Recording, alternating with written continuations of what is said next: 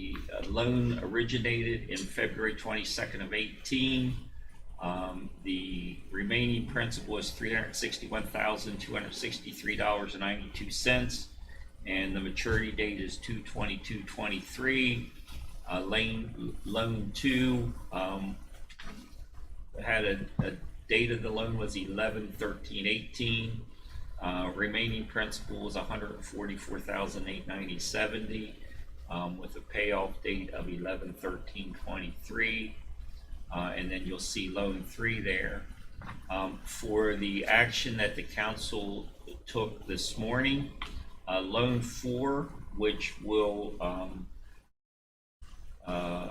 the date of the loan will be sometime in June of 2021. The total amount of that loan will be $1,430,535. If we had taken the loan out this week, the interest rate would have been 1.68%. Of course, we don't know what that will be come June, but it would have been 1.68% for 5-year fixed term. That payment for that loan based on that interest rate would be $24,464.26. The first 3 loans, loan 1, 2, and 3, finance 52 vehicles plus outfitting. Loan 4 will finance 30 Ford Police Interceptors with outfitting. The payment of those 3 loans combined, or those 4 loans combined, is $55,202.41, which annualized is $662,428.92. I'm requesting $800,000 because of any unexpected outfitting expenses that we may find for the 30, any increases in the interest rate that may occur between now and June, as well as any outright purchases of new vehicles or replacement of vehicles damaged due to accidents. In years past, I mean, there was a roller coaster ride trying to figure out whether we'd have money to buy cruisers. It was a last at the end of the year deal, or any vehicles, and so our fleet was deteriorated. Correct. We found that this is the only way to keep a modern fleet on a budgeted amount. And it keeps our vehicle maintenance costs down. Keep better fuel mileage. Our fuel expenses are better. And then when we rotate vehicles in, the other vehicles are declared surplus, and then we sell those in surplus auction. Yeah, I was going to ask Gary too on our central garage. I think one of the things we talked about is our resale value. We haven't. I don't know if anybody's looked at that sweet spot yet. No. That should be, we should be upon that right now. We've been talking about that. We should be there on some of them. All right, capital outlay of buildings. The last one is our capital outlay buildings account. The current budget is $500,000. We have revised it over the course of the fiscal year. Revised is $2,269,621 with 4.31% spent to date. This is the account that, if you'll recall, any of the major capital improvements that we make to the building, like the chiller system out back, which was $1 million we paid cash for. Also the upgrades to the boilers for the judicial center in this building. A move for voters, a move for fiduciary. Correct. The $2.26 million we moved over there, and of course that's some of the CARE Act's reimbursement we put there because we didn't want the contingency account to get over the state approved level. But I truly thought that we'd be more into some of the renovations to this building than we are. We do know that there's about $8 million of upgrades that are going to be needed to the HVA system at the judicial center, which is 15 years old. It is, which is pretty old for HVAC. The support contract that we have on that system will expire next year. And we have some tentative um, figures on the replacement and the upgrade of that system, as well as the upgrade of the LED lighting to the judicial center to the tune of about $8 million. So it's this account that we may want to start thinking about, particularly at the end of this fiscal year.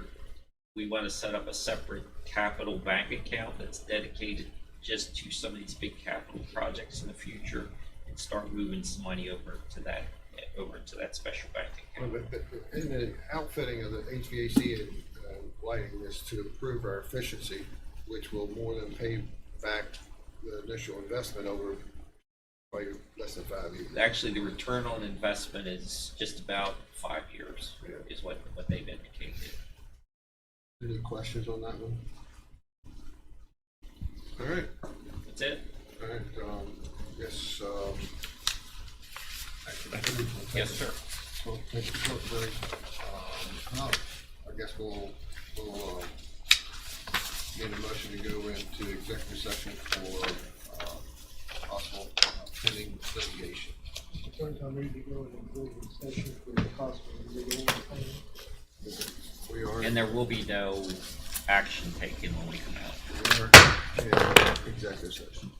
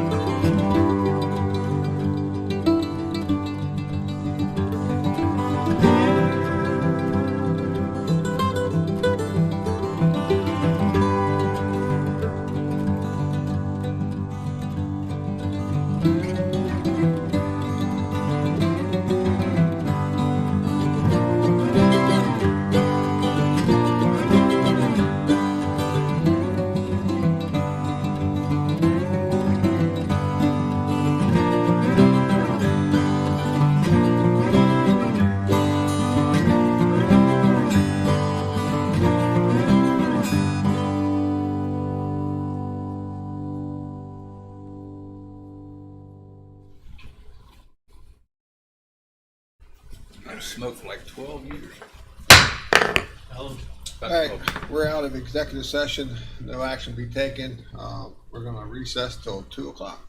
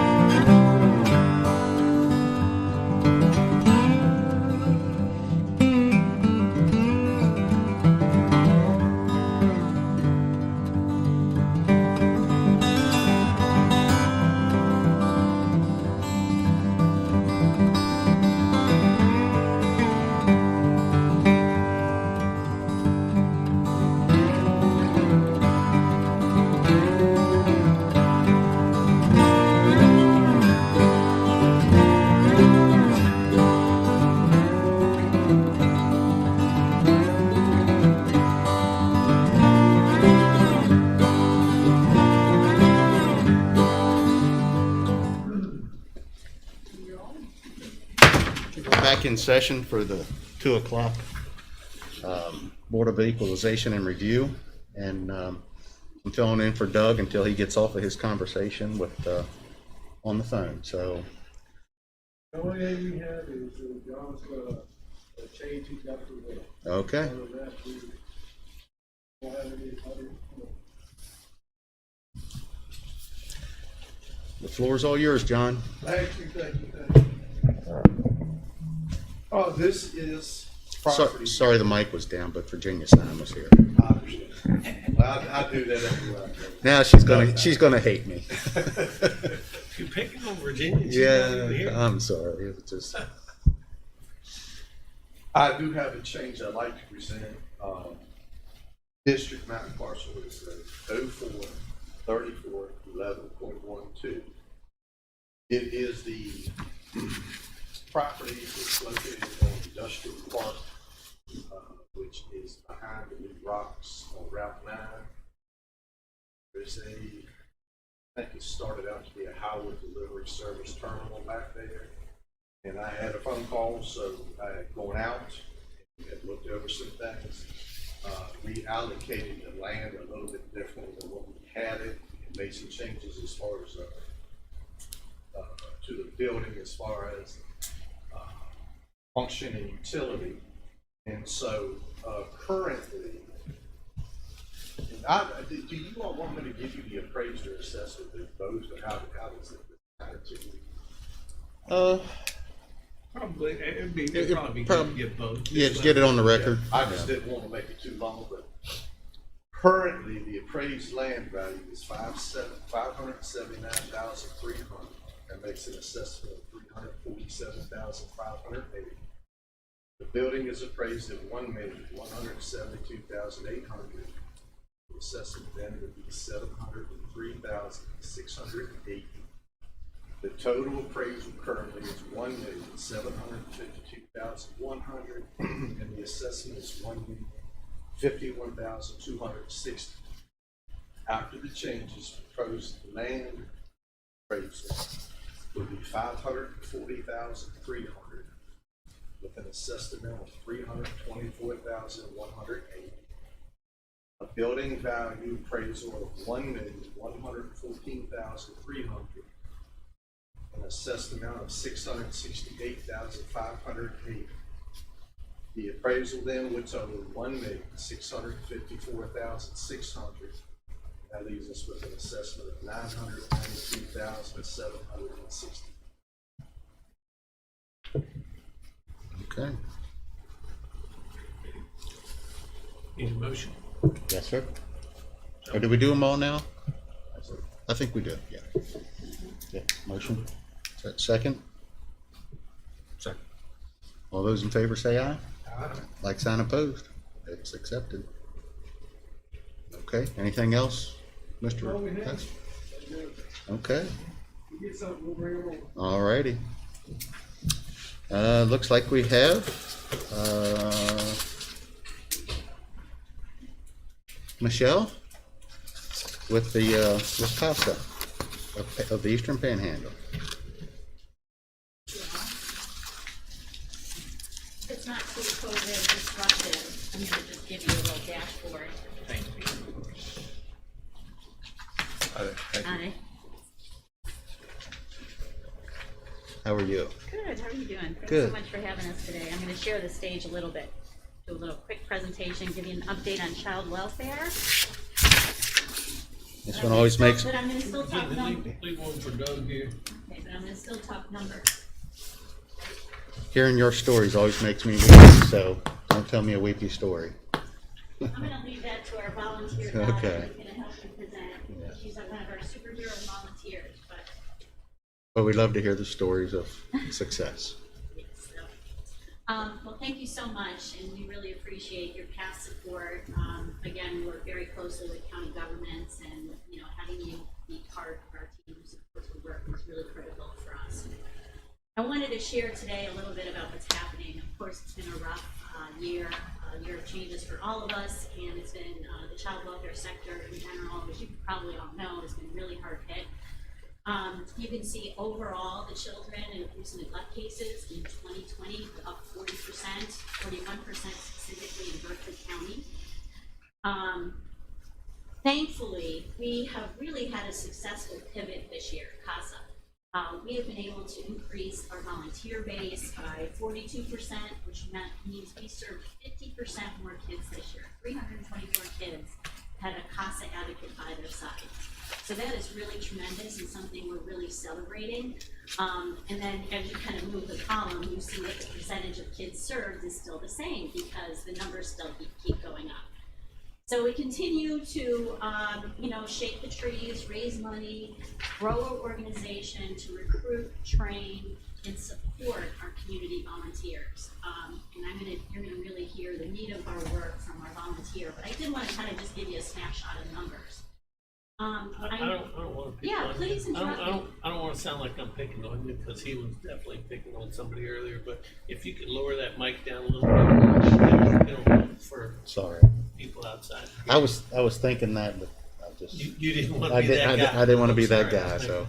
Oh, no, that was an easy thing, and I know I'm a shrimp, so I should always remember to do that. Thank you.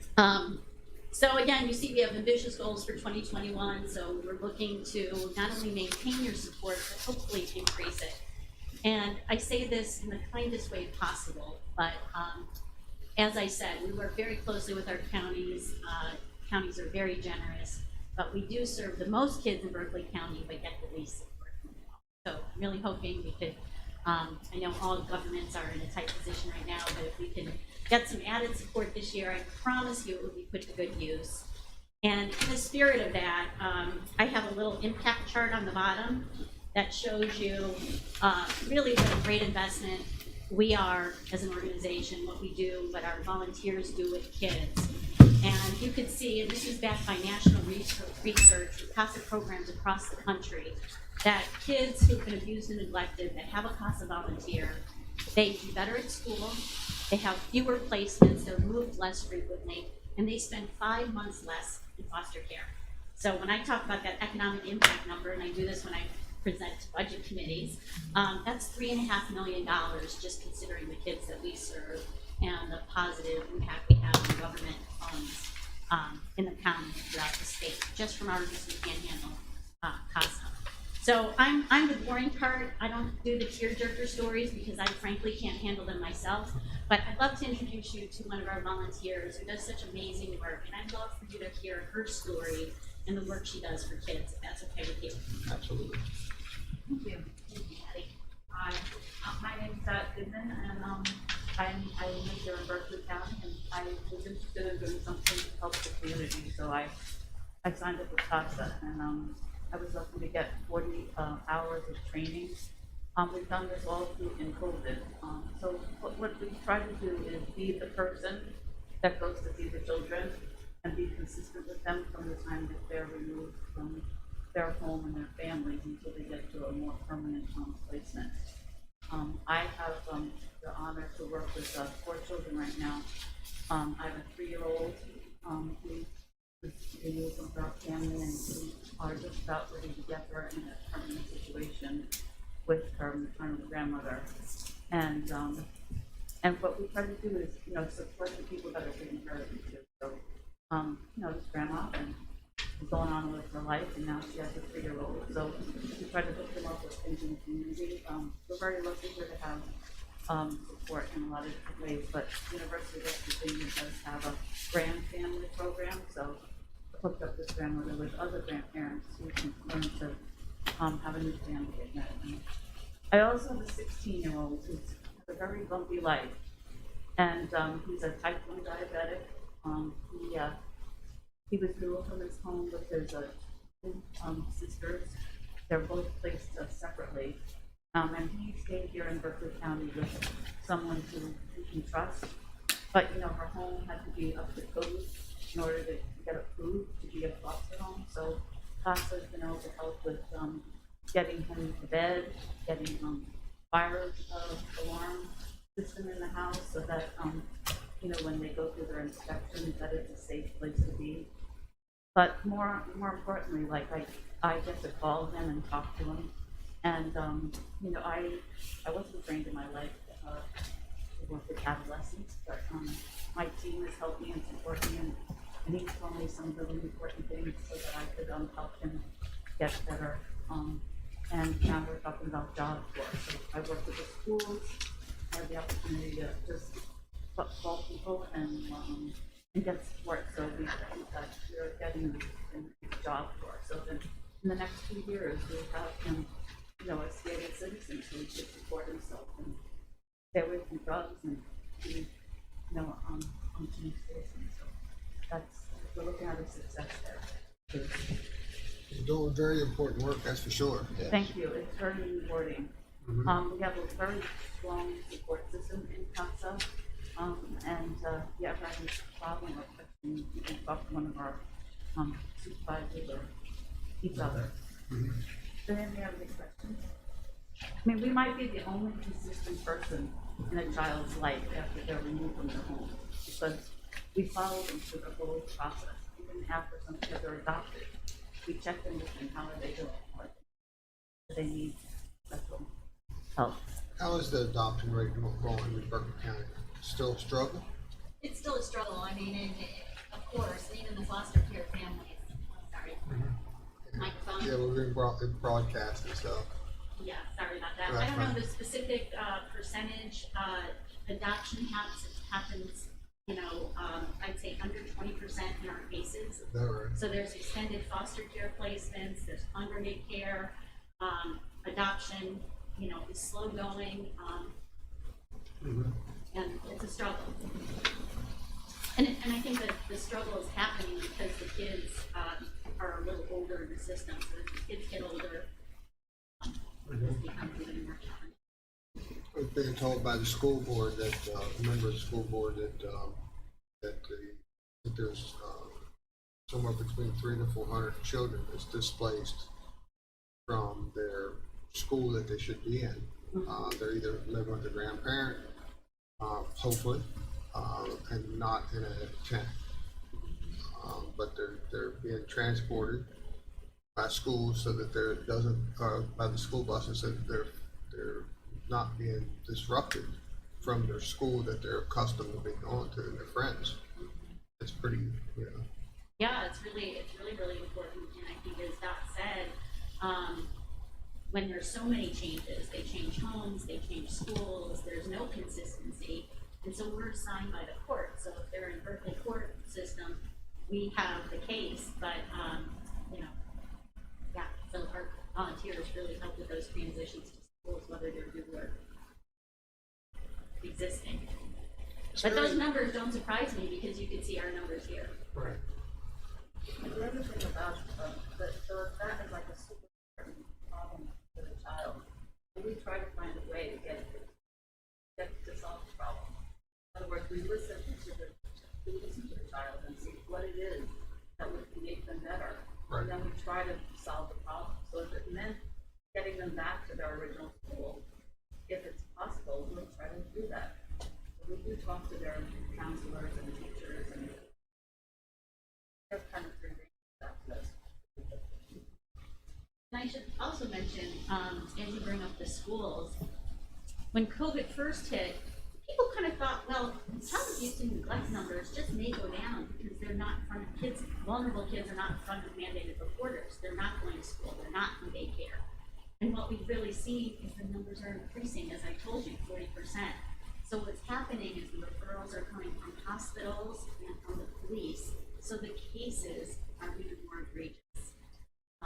And we're not picking up what teachers pick up, which might be neglect cases, or, you know, kind of with a little support, you know, families can get back on track. So, you know, our work is always with the most difficult cases. Even you asked the question of adoption. CASA's cases are lower for adoption because we're always in the most difficult cases. If there's an easy adoption case, the judge will say, we have worst cases we want to CASA for. This is going to be an easy adoption within the family. And so we don't see these, we see the worst of it. So. Looks like you have more volunteers coming forward. Yeah, so it's been great. We had 32. That's great. And this has been, you know, talk about COVID, it really helped us pivot to do virtual training, which has been amazing for us. That's, you know, we had 32 volunteers trained this year. That's more than the organization has had in its history. We've Right. never had more volunteers than we do now. And I think that's really made a difference. Obviously something we're going to continue doing. So that's been an upside. It forced our organization to do what we probably should have done a while ago. Give people flexibility in how they get trained. Because it's a lot of training, we stop spending 40 hours plus continuing that. Even though that you had a great year to recruit volunteers at 42% increase from prior year, that's great. But yet you had 50% increase in children. Right. So even though you had a great year at 42%, you fell behind 8%. No, we increased 50%. Oh, okay. So we served 216 kids in 2019. We served 324. So the increase is working in tandem. No, that's what I'm saying. Yeah, you actually, the volunteer per child has increased, even though Right, and that's true because our volunteers see more people. more than one child. Right. Absolutely, a lot They more. take more. You know, we have one volunteer that has 3 cases. Even Doc has 2 cases. I was gonna say at least 3. Right. Now, Is this a 3 county or a 1 county? It's a 3 county. This is 3 county numbers. I just have Berkeley County in the middle chart. So we're the 23rd judicial circuit, and that's how CASA programs are built. So we serve the entire people. so how do you recruit volunteers? Do you have a campaign? Yep, we did, I don't know if you've seen any of your billboards around, we did get an awesome grant from National CASA this year, it was like 36,000, so we did a lot of advertising, billboards, media, social media. We hired an outreach consultant that's done a great job on outreach and really keeping us visible within the community. I hope you all have seen more of CASA. And, you know, certainly our board and volunteers are also going out and working with civic groups, and we have a new initiative this year where we're going to try to do more recruiting through faith communities and trying to build that kind of connection.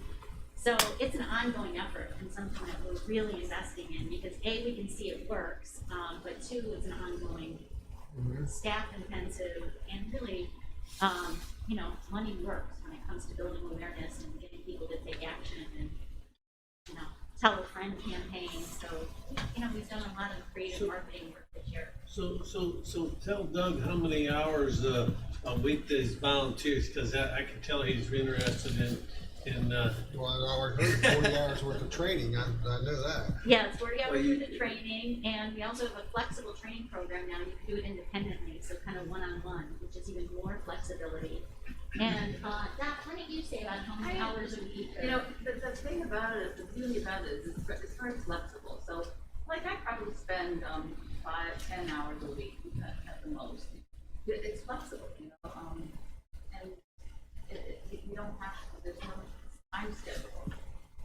But you know, the kids, you go get money, I'm sorry? What their need What is. their need is, and yes, what their need is. And then you have your MDT, so we work as Right. part of a team with DHHR, and then we have the court dates, so those are kind of, you don't have much flexibility when Right. we have to show up for court. And what a lot of and what we're doing to try to push retention, because it's not only recruiting, we have to retain and earn volunteers, and that's something else that we're really working on. But we're having volunteers work in pairs. So if someone's working, like for teachers, they want to be a volunteer, but they can't leave their classroom. Or sometimes what we're doing now is trying to pair them with someone who has more flexibility. So someone who does the report writing, talks to the children, somebody else can show up at court. So it's that's not another way. disruptive. Yeah, Mhm. making it easier for people to get engaged in this important Yeah. work. Well, your retention rate is 88%, so that's amazing. Yeah, it is, but it could be, I like that attitude. Well, if you know anybody who wants to be a volunteer, I mean, it's really a Doug's only got 2 more years on council, so he'll have plenty of spare time when he gets on. Doug, we'd love to have you. It's really, Yeah. I have to say, our volunteers say it's been one of the most challenging work they've ever done, but also the most gratifying. Mhm. I think that's pretty cool. I can imagine. So if you was to say, and this is a crazy question without a direct answer, I'm sure, but the children that you're able to reach, how much change does that percentage wise does that make for that child to be able to get out of it unscathed? You know, I mean, if you weren't Yeah, there, so- if you weren't there, 100% of the people or the youngsters would fail. Let's say, right? That's why they're where they're at. So they need to be picked up. So out of the, let's say 100 of them, how many of them do you really feel like, hey, this is a life-changing event and they're going to do okay? Well, we know, and I'm not sure if you were here when I presented the impact. And the great thing about being part of CASA and a national network is we have a lot of oversight on our numbers and on our outcomes. We have to submit them nationally, and these are all reviewed. So we know that the outcomes for kids with CASAs are better. They do better in school. They have fewer placements. These are all things we can actually track. And they spend 5 months fewer in foster care. So Okay. this is kind of that economic development number I came up with. So we know that they overall do better. Anecdotally, you can say, anytime there is an adult in a kid's life, that kid is going to do better. Whether they're in foster care or just living in, vulnerable families who are suffering, there's an aunt, there's a grandma, there's someone that acts as an influence in your life, that kid's going to do better. We know it in our own families, right? Sure. So we see that every day. I'm inspired. Someone said this kind of chokes me up. I hear stories that choke me up every day by the role that volunteers play. I've had volunteers show up for college graduations. This is years after they've been out of the system.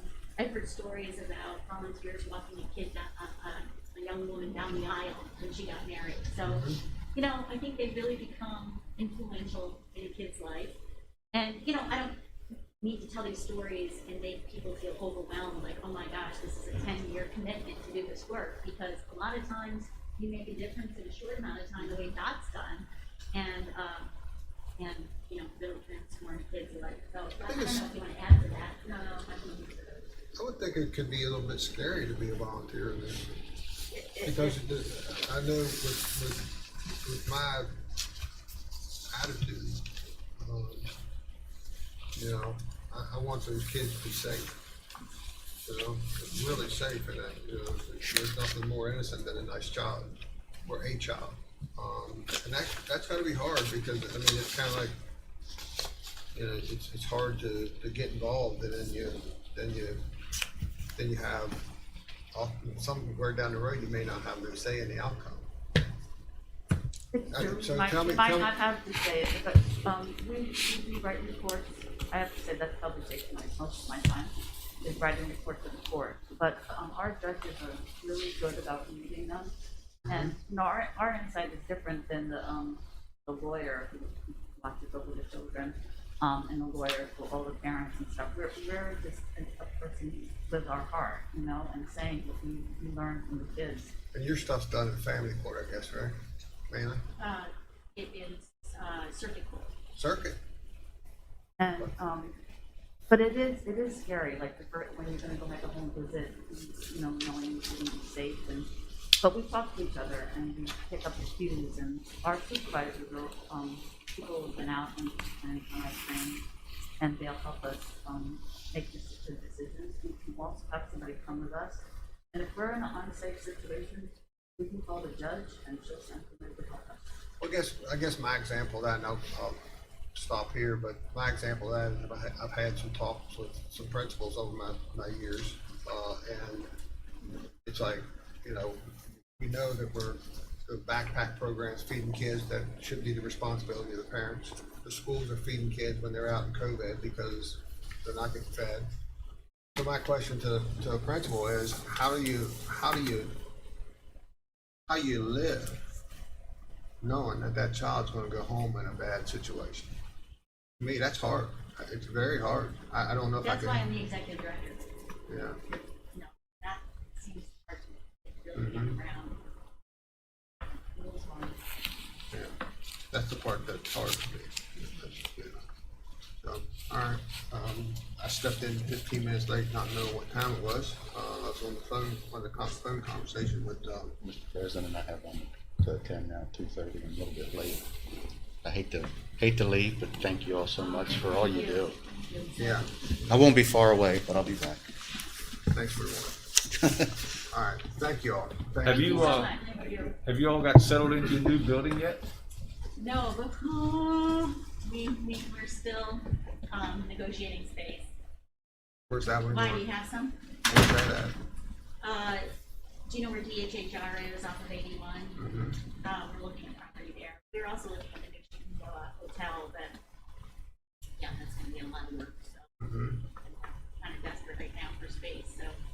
It's not gonna help you right now because we don't have any space, but we have been talking about, you know, in the future, maybe having some space to help different programs, Yeah, I love it. you know? But How much space do you guys use? So I think this is a little under 2,500 square feet. there's not a lot, that's not a lot of space.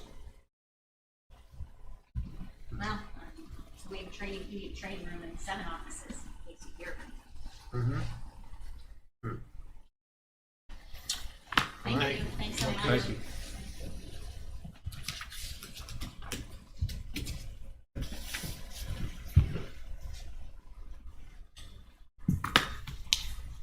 Jim said he's tired of waiting on you, so you're just gonna go in. So a conversation, good conversation. I didn't even realize it was, I said, man, I think time to get near. It was 15 minutes late. I said, we'll have to pick back up where we left off. It really wasn't him. I knew when to get going. Yeah, it was a I good, don't want to throw him on the bus. it was a good He conversation. jumped on it. He jumped, he didn't hesitate. No. He was like, okay. Brian, you ready? Yes, sir. All right, next on our agenda is Brian Ross, Engineering Director, fiscal year 2021-22 budget presentation. Brian, how's Doug? I just spoke to Doug about an hour and a half ago, and council's not aware. Is unaware? Is that unaware? What happened? Doug Smith was in an accident this morning on his way to work. He was coming up from Sharpsburg Pike on his way towards 81, and he was getting ready to get on 81, and someone sideswiped him, and he ended up T-boning into a guardrail and totaled his vehicle. He has lacerations on his forehead from his head hitting the windshield. He's going to be very sore. He said he was grabbing a hold of the steering wheel when the car hit him, and it shoved him into the guardrail. He went through steering wheel probably. Yeah, steering wheel hit his chest, and his left hand came off the steering wheel and totally busted the turn signal and everything completely off, and his hand went into the dash. Hmm. So Yeah. He tells me he'll be into work tomorrow, and I said, you're working on adrenaline right now. I said, with us being off on Monday, it may be a great idea for you to rest, because I think you're gonna be hurting tomorrow morning when you wake Yeah, I up. think he would have a good excuse. Yes. What did do to the other car? He didn't really say, he just said that his was totaled. I just let him talk and give me the information that he could, because he was, you know, still a little human about it. Mm-hmm.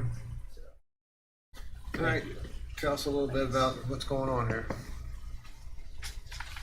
All right, today I am here to present to you both budgets, 438 and 440, which I'm in charge of, which is the building inspections and engineering department.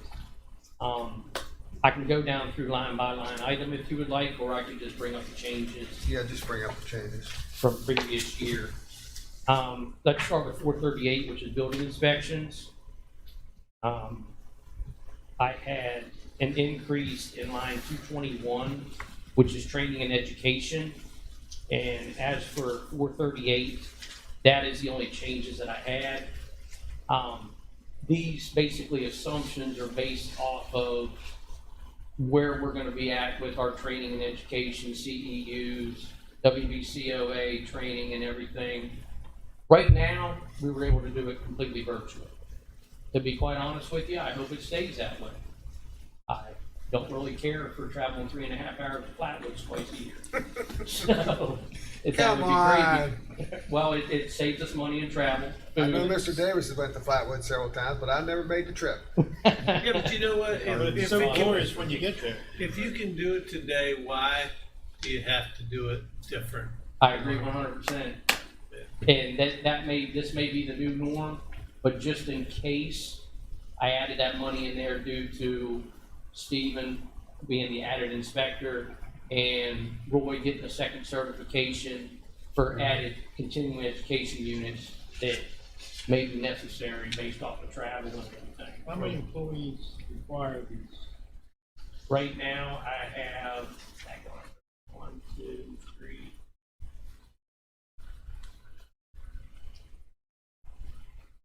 Nine. Is this done every year or is it every 2 years? or- Well, basically, the way it's set up now through WBCOA, we have to go twice a year. Really? We have to go twice a year to, for minimum credits to keep our certifications through the state fire marshal. Now, PEs like Jim, Dirk, who is contractual right now, and then Doug, they're able to do a lot of stuff online that I'll pay for, you know, some of their seminars and that they'll take online to get their credits, to keep up with their PE certs and everything. So, but yeah, it'd be great if we, like you said, this be the new norm. And honestly, it would save the county a lot of money in travel and expenses, to be quite honest with you. It looks like you got your arms wrapped around Llama. They're only asking for $1,000 overtime. Well, I guess I have no that's control over that's that. set. Yeah, that's set. That's something I'll have to Well, discuss with that's Mr. being Davis. hopeful. We will be adjusting. over Will you? time. Okay, I thought that was over. Yeah, yeah, we will be. Not as much, Huh? not to the extent that he had this year. Well, and I'm joking about it, but Brian, I think it's well known that we greatly appreciate what you and your staff have done on that. You know, your staff never heard of they've never complained to us. You know, they've done what you wanted them to do, what they were willing to do. You know, and I know I've been here late at nights and early in the mornings, and you know I see somebody over there. So I want to make sure your staff understands that we appreciate what they've done. Yeah, I have phenomenal staff. You do. And just like any time there's change, you know you're going to get a little bit of criticism and fight back because most people don't like change. We all know that. But We don't know we all that. decided that this is what we're dealt, this is what we have to deal with. Let's make it work the best way possible. Well, do I'm learning. you actually need the travel budget or is that just? That is there just in case, you know, restrictions get lifted and we're able to actually meet in a group setting. So You if know- we decide to say, shave something off your budget, that's where we'd go, right? Yes, sir. As long as you're willing to put it back. Okay. Or I would ask Alan if I could put it to overtime based off the permit submitted. I got you. How is the activity right now? Is it, from some of the reports I see where it's leveled off? It has leveled off. If you look at through planning, with what's going through planning, what's getting final platted, what's future phases of existing, I think we'll have a duplicate here of last year. I really do. As you well know, and you well know, the market's there. Yes, your material's high, but the market is still there. The interest rates are still low, and Very, very questionable in my opinion. I'm starting to worry. Appraisals are hitting though. Huh? Appraisals are hitting. Yeah. Well, yeah, Well, I And had, you know, the only thing we don't have is warm weather. yeah, I exactly. had a We don't warm weather. a deck put on, which took 3 inspections, which just floored me. That deck takes 3 inspections. But he was there right when he said he was going to be, you know, every time, and it went very smooth. Well, we have to have minimum 3 inspections on a deck. The main reason is based off whether it's attached or detached with frost footings or shallow base footings. Prior to my existence here with the county, evidently, we used to just do 1-footer inspection, and then they weren't putting concrete base in and just setting posts down and then decks were pulling away from the house, settling, and so on and so forth. That's why we do the pre-pour and post-pour. So that would make sure at least minimum 6-inch concrete in there. We had it, So we were looking out for you on that. for sure. And my deck was Well, not only because attached. you knew he had to be looked after. My deck wasn't attached to the house. It was a freestanding deck. If we want to move on to 440, which is engineering, basically there was an error in the MR buildings and grounds. That money should have technically been up in the travel. That was probably my fault. I corrected it on their spreadsheet. Oh, okay. Their spreadsheet, right? Okay. And my contractual services, I basically deleted that. I don't think with the current staff that we have that we'll be needing that. I know we have money in contractual services right now for Mr. Stansberry. And Mr. Stansberry, as you know, is just working with me right now about 15 hours a week, and that will slowly be phased out. He's been a great asset to my department, but he is looking to move on, do his own thing. It worked out really well. Yes. It really has. He's been a great asset to my team. Building grounds, help me out there. No, never mind. I heard you now. And I decreased my supplies and materials, is what I did. I'm not really in the need of much anymore. Pretty much everything's is pretty much furnished. And if not, I usually give Gary a phone call and usually helps me with whatever I need or talk to Alan. We're pretty much gone totally paperless, and that's amazing. And the cost of, we don't have to worry about electrical inspection stickers anymore because that's all done through the Llama Mia app. Yeah, I remember we used to have to buy those. Yeah, we would spend about $1,000 at a pop getting them for the electrical inspector, so that's gonna save the county money also with the Llama Mia app for them signing off electronically on that. That's why I'm able to decrease that line. I'm not gonna need all that money. And Brian's total combined budget request for next year is slightly more than 1.1 million. That's between the two of them, between the two departments. This year, This is just the opposite of, if you're gonna do a history, this might be just the opposite of Mr. Wine. well, I think that's. Go ahead and compare him to Mr. Wine. He would like that very much, I'm sure. Well, no, I mean, if you, You're looking really good right about now, Brian. now, yeah. I'm in competition for the receding hairline, but I want to keep it up there. Our revenues projected for, his department was 850,000 this year. Through the first 7 months of the year, fiscal year, he's collected $807,949. So he's at 95% of revenue projections. So it's very, very likely that the inspection and engineering revenues will support those two departments. Yeah, and what I was looking at, or thinking about, which is not, I'm not correcting once again, but, I can remember back in 2007, 8, which you're busier now than what you were back then, even though people don't realize that. And I know for the longest period of time, you was doing more with less. And I think you're pretty much still doing more with less because your inspections have went up, you're doing more inspections. A lot of that, once again, just reflects on my staff because it's a team effort. You know, if someone's overbooked, hey, give me a couple of them. I'll do this, I'll do that. And it all goes back to the staff that they're willing to help each other out. And that goes a long way. Yeah, it does. A long way. Including you. And I know you give your staff credit, but you're out in the field. Yes, Regular. Yes, I am. fully certified. He is. And And he takes the dilapidated buildings and, you know, the property management complaints. So, Brian so takes let's care talk of. about the property management. The, Councilperson Gokenhour was talking a little bit about that, this morning, or over the last week.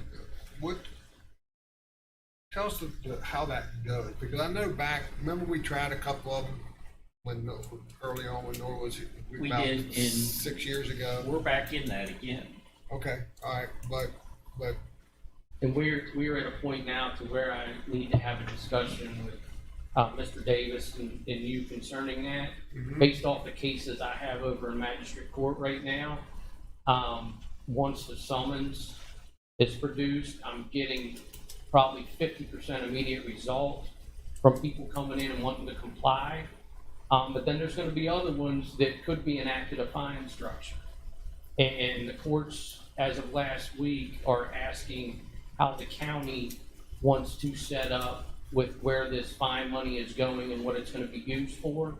I just, the other day, got an email from Mr. Hartley asking if there was anything he could do to help the engineering department out with their budget concerns or anything. And I would like to get a meeting set up to possibly work out an avenue if the fact that fines are collected, they can be used for this, or if we have dilapidated structure that possibly need demoed, how that money is going to be either one, put forward and collected later, or if we're going to have the money up front to do it. And we're going to probably cross that bridge this calendar year. but one time we had money. Well, if put you in the fund. remember, we set up the Safe and Clean, Oh, I know where one of them was. and we put money aside. Well, then the very first property that we got involved in, Down on Potomac. it was, and I'm trying to think of the name of the family. It was off of Great Road down in that area. Yes, it was. And it just turned into a Fiasco. fiasco. And county council at that time decided we weren't going to do it anymore. It was just, Actually, I think it ended up taking care of itself in the long run. I think it got sold for it taxes, was didn't it? Mr. Alter, Wayne Alter's son, bought it at tax sale, and he cleaned it up. Right. So, But we had set aside, well, we did Safe and Clean many years ago. We actually set aside money, just like Brian said. And the goal was to go in and clean up and then try to recover our expenses through the court system. there's a second one was up in Inwood area. If I remember, maybe on Hitchell Road, back in that area, in that neck somewhere. Yeah, Donna Seiler was on that. Well, She was- yeah, that's why I know, because I went with Donna and looked at Yeah, both she of was them. the Safe and Clean officer. Yeah. And then when the council abolished the program, then I would think your fine money can be used in part by our litter control program for, expenses that they incur. Well, it definitely should be able to be, expenses to reimburse him for his time. What Anthony and Brian and I need to do, and this is just off the top of my head, is set up a special revenue account, just like we do team court. And that the monies that we collect go into the special revenue account, and that we'll designate it just for whatever the council chooses, but that way it's separate from the general fund. It wouldn't roll over from one year to the next, or it would roll over from one year to the next. It wouldn't go into our unencumbered fund balance. Right. And that's mainly what I want to talk to you about based off of income versus debt, of stuff getting demoed. The fines, you mean? Yeah, if for some, say we're possibly in the negative, but need something demoed, how are we gonna recoup those funds? If that We'll have to set up. Is we'll it have to more set of up a, mechanism do you for have that. more things of demo, or you have, well, a lot of stuff is just gonna be beyond control of someone being able to pay to have it cleaned up? Whether it's demo or not, I know several places back our way that absolutely needs attention. Correct. And one of those is, One of those cases. yeah, Okay. you know which one we're talking about. But Brian has been working with Anthony, and they do have, how many cases do you have in? 8 or 9. Yeah, right. So it's getting active again. Another thing I just got notification today from Magistrate Court that I need to seek clarification on, that the county sheriff or the court cannot serve people out of state. I need to seek clarification on that because I know before, if it's in the state of West Virginia, Berkeley can call Morgan, but then as well as you guys know, I have a lot of property owners that are Pennsylvania, Bail Maryland, bonds, Virginia. bail bondsman can serve it. What's that? A bail bondsman can serve it. Correct. So, Yeah. One of the things that we've been talking about for 6 years and it still hasn't You've happened. been kicking that can that long? No, you have. I blame it on you. I keep talking about it and bringing it up. I had a foundation in Louisa County that the complete foundation was done in 3 days. They came in the morning, they formed the footers.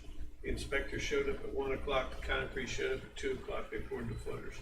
The next day they came in. They were there at daylight and put the panels up.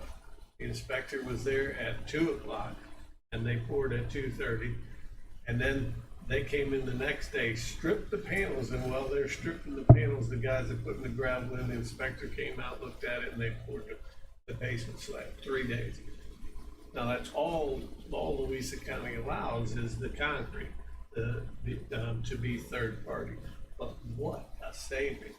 I mean, what a savings in time for the job for one. And anytime you save time and job, you're getting things on the tax roll that much quicker. But Right here in Berkeley County, it's all about timing. what a big difference. yeah. I mean- Could I ask the council a question? With the inspectors that I have, how many complaints have you had about inspectors not being there if they're requested by a contractor to be there for footer, vertical wall, backfill? Have you guys got many complaints about that from my staff? I don't have any complaints. I don't have complaints about it. Because we're trying, because my staff's good. If they see a footer, they see a free pour, they see a vertical wall, they're good at arranging their schedule. But around the it. difference is, the code says you're supposed to, the footer is supposed to be prepared before you call in the inspection. So the difference is these guys are scheduling their inspection with the third party to do the same day, and they schedule a time to do it. So there was no footer at all in the morning when they came out there. They came out there, prepared it, whereas your guys, I'm gonna have to dig the footers or form the footers today and set it up for tomorrow, and they're generally always out there early on footers, which is great. But now it's a 2-day process, where I get the footers in one day, get them ready, and the next day we're pouring them. And it's the same way with the walls and going on. So, it literally cuts the time in half in concrete situations. which is amazing. I think right now everything's going very, very well. I think it is. And, can we improve upon it? Yeah, we can improve upon it. I think the biggest thing we talked about 6 years ago was that if you had, there would not be a decrease in your fee structure, but yet if you wanted to have a third party to do it, Absolutely. and I think there was some hesitation about where the liability or responsibility would fall on that. I think y'all had those conversations. Right. So. And do they carry the proper credentials for the state? Right, right. And our thought at that point in time was to find somebody that already had the credentials that may be retired. You know, somebody like a John Dick if he ever retired. Even though he said he was going to retire a year ago, he's, thank He God said he's that still last here. 5 years. I think we have 2 more years. Another thing they do once that foundation's in is that those all have to be sent back to the county, and the county engineer or the inspector at the county that's assigned to that still has to review the plans and the inspection report. So they send pictures back and all that, and that guy still inspects it. Now, they wouldn't approve my backfill until all those were approved. All right.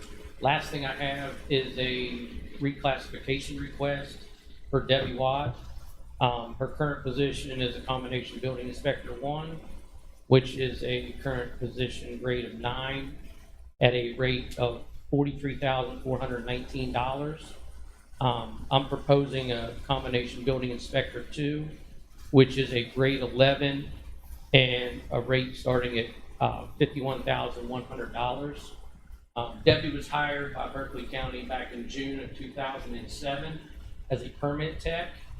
And then back when things started getting busy in that, she took it upon herself while working as a permit tech to study and get her certifications to do residential building inspection, to where she's been a full-time inspector since June 2014. I feel she deserves this. She's very dependable. She'll take on an increased workload without question, and her attendance is great. There's no issues with her work. So she has the qualifications, or is she going to? Yes. Okay. I think she does a wonderful job. She's all the time smiling. Yeah. You can get her laugh out of her all the time. Yep. All right. Anybody have any questions for Brian? I don't really have any questions, Brian. I did have the opportunity to take a small project through your office a couple weeks ago, and I will tell you that the staff was very helpful. And they weren't only helpful to me, they were helpful to the gentleman that was there before me. As I was standing there waiting on different things to happen, I appreciate the fact that that gentleman was being taken care of. Thank you and your staff, because you're doing well. Thank you. Thank you. I appreciate the compliments, and I'll pass it on. Mm-hmm.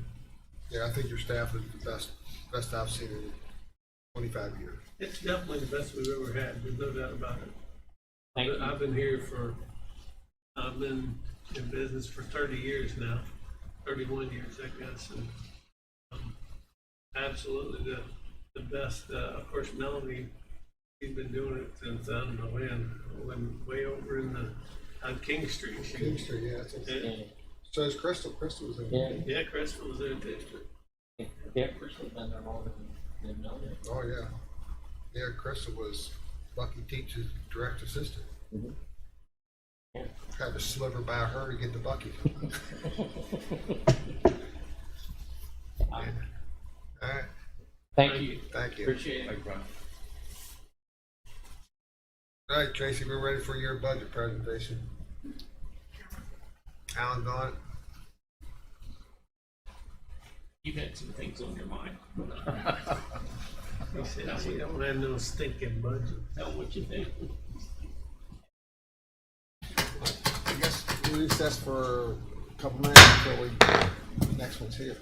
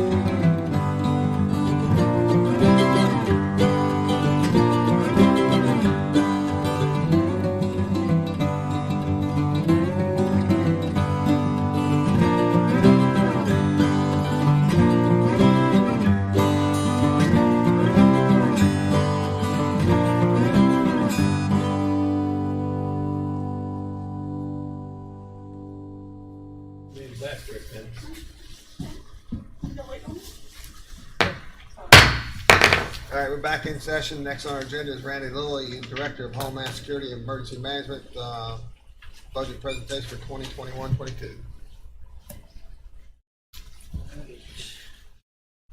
So, got my papers here, all my notes.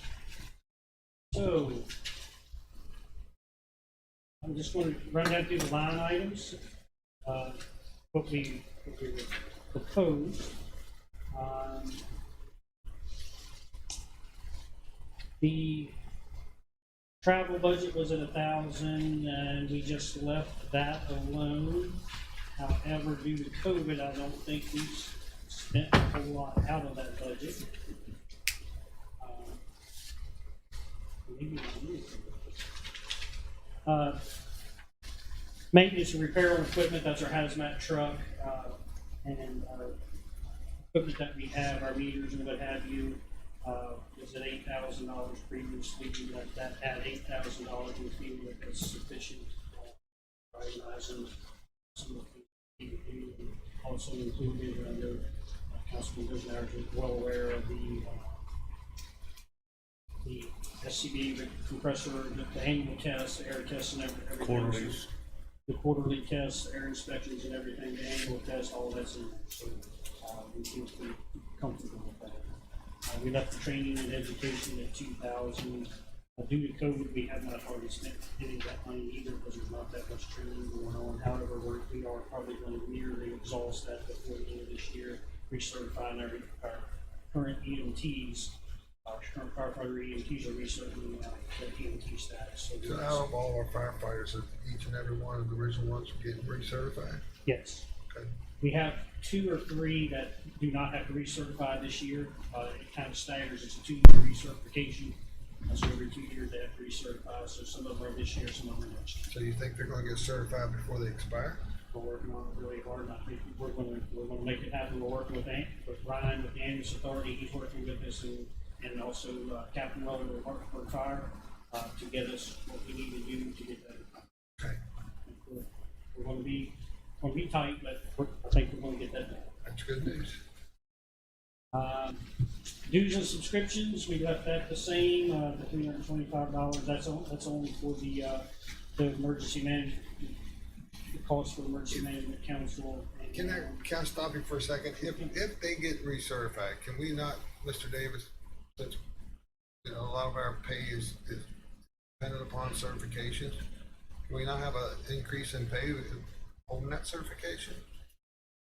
Like we do with the engineering department, or permitting? It would only be $500. Well, I know that, but I mean, it's a start in the right direction. Sure.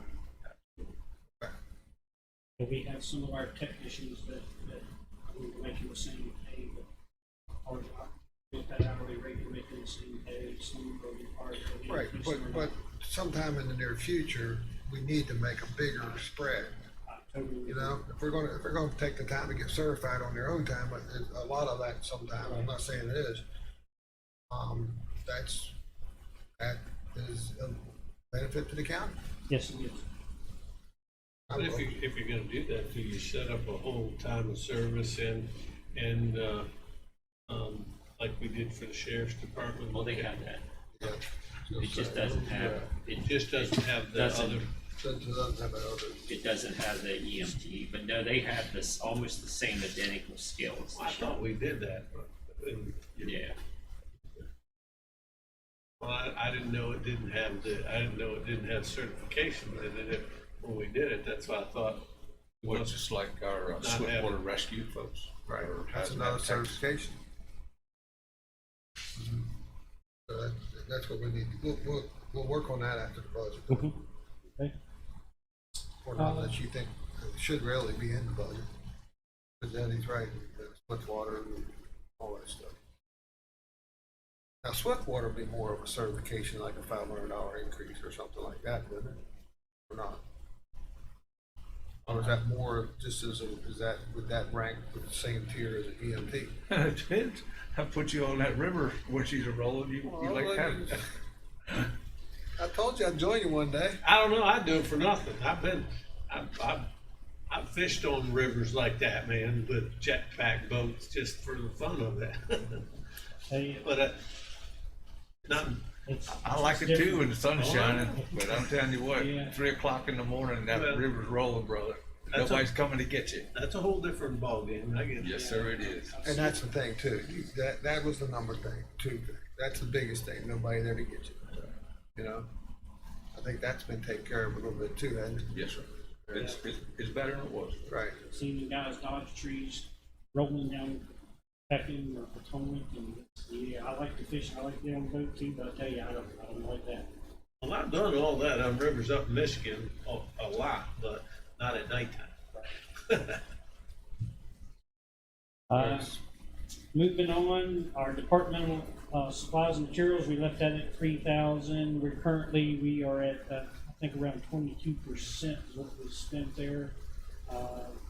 The thing about that one, though, is we buy our hazmat supplies and materials out of that as well.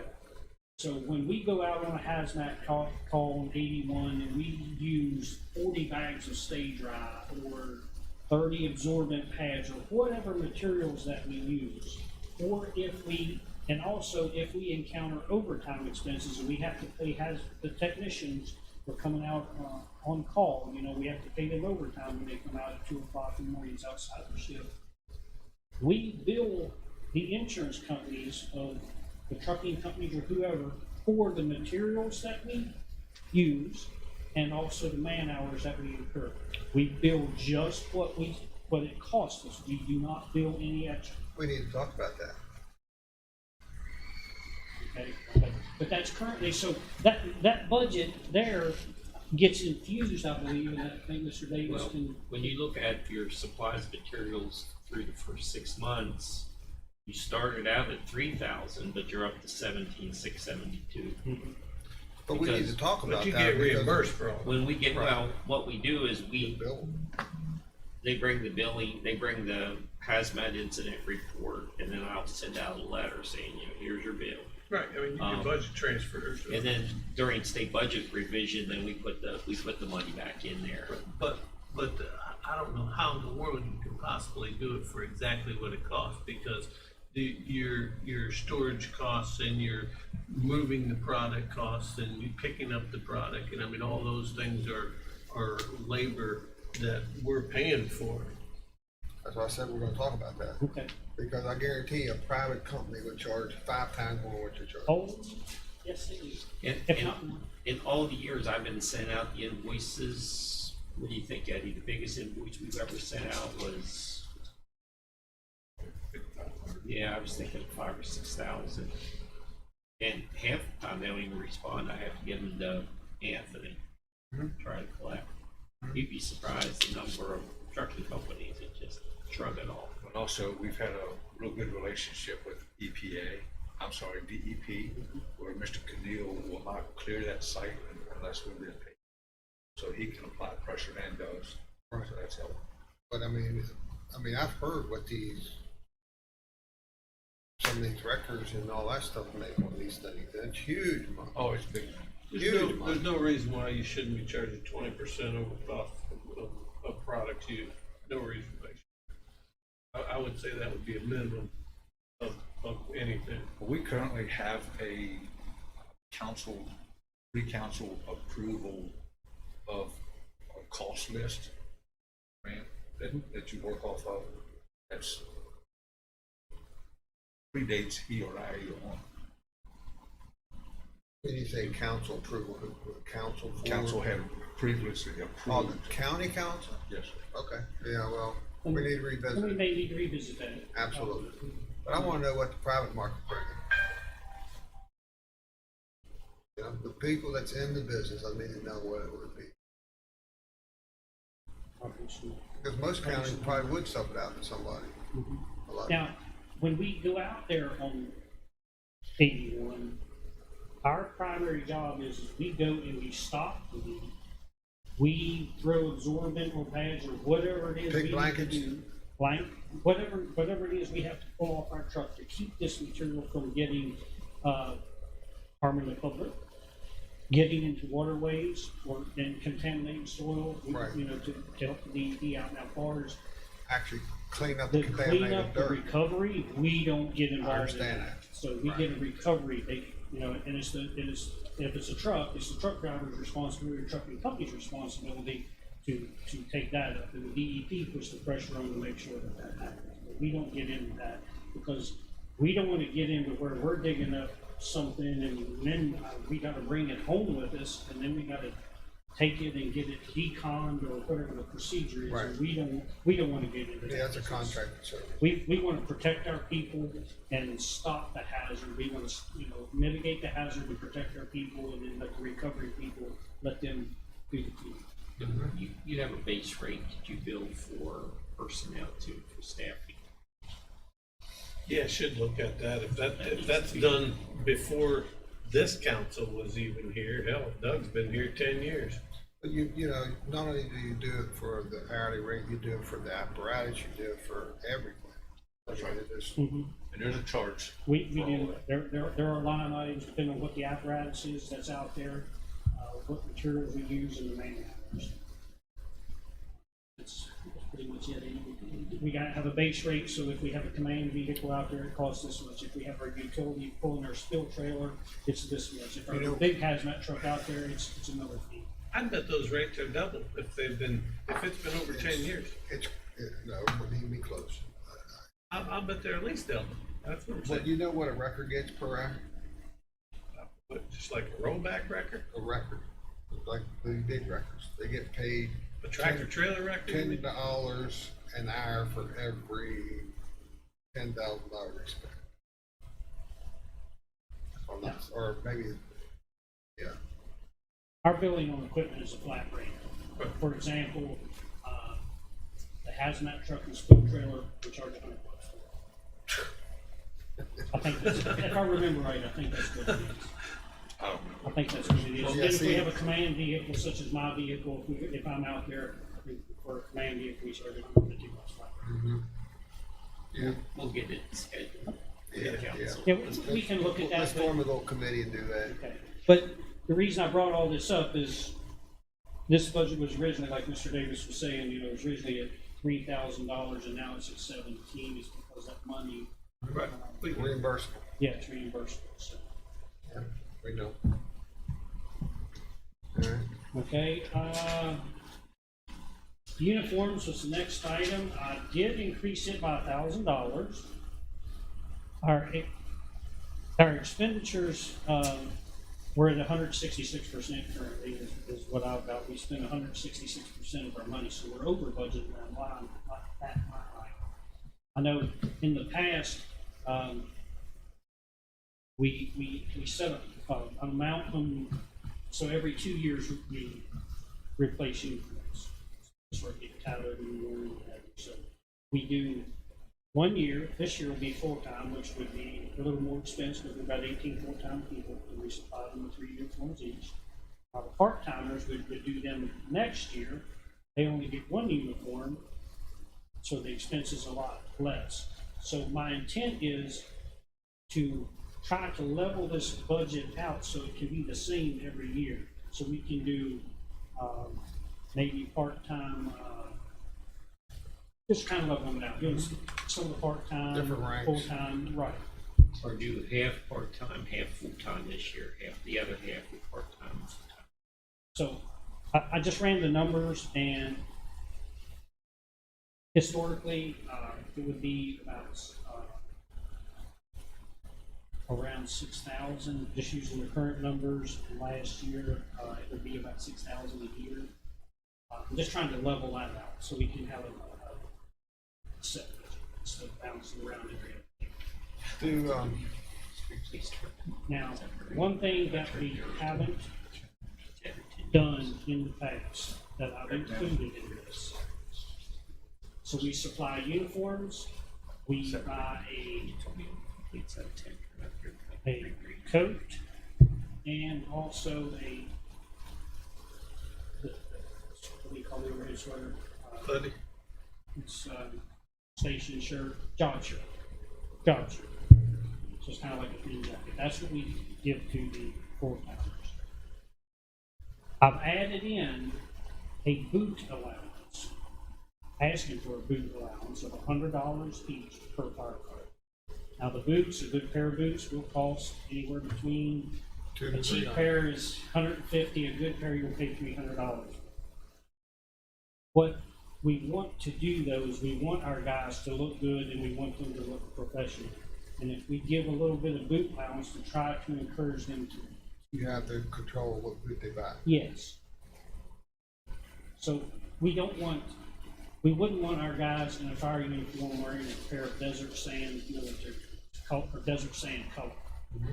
You know, Right. we want them to look professional in a pair of black leather boots. So in order to be able to maybe encourage that a little bit, if we give $100 boot allowance, it may, you know, if you purchase this type of boot, we'll allow $100 boot allowance to do that and help keep our guys looking professional. All right, so when it comes to uniforms, and you're here before, here in a couple minutes, you're gonna be asking for, pick up the discussion on additional firefighters, are you allowed for them? That is not in the budget currently in operating, but I have got that initial purchase in the capital budget, which we'll discuss. Okay. Okay.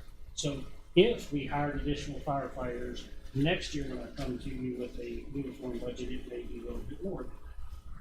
But this would cover The initial. what we're doing right now, because that's what I'm looking at. I'm not counting on getting three. So the capital outlay of equipment, then that would cover the additional firefighters. That we, I've got that added in there. And then when we got to the operating next year or the year after, then we would, So the uniforms is a maintenance, item, not an outfitting. yes. Okay. So we've been replacing them historically every 2 years. They start getting faded, torn, tattered, and so try to make our team look professional. I think we do a great job. Yeah. All the guys. Yeah. Okay, well, that's leading into the capital. Anybody have any questions for Randy on his budget? He's got one more line item. What did I miss? Yeah, capital outlay. Oh, yes, the capital outlay.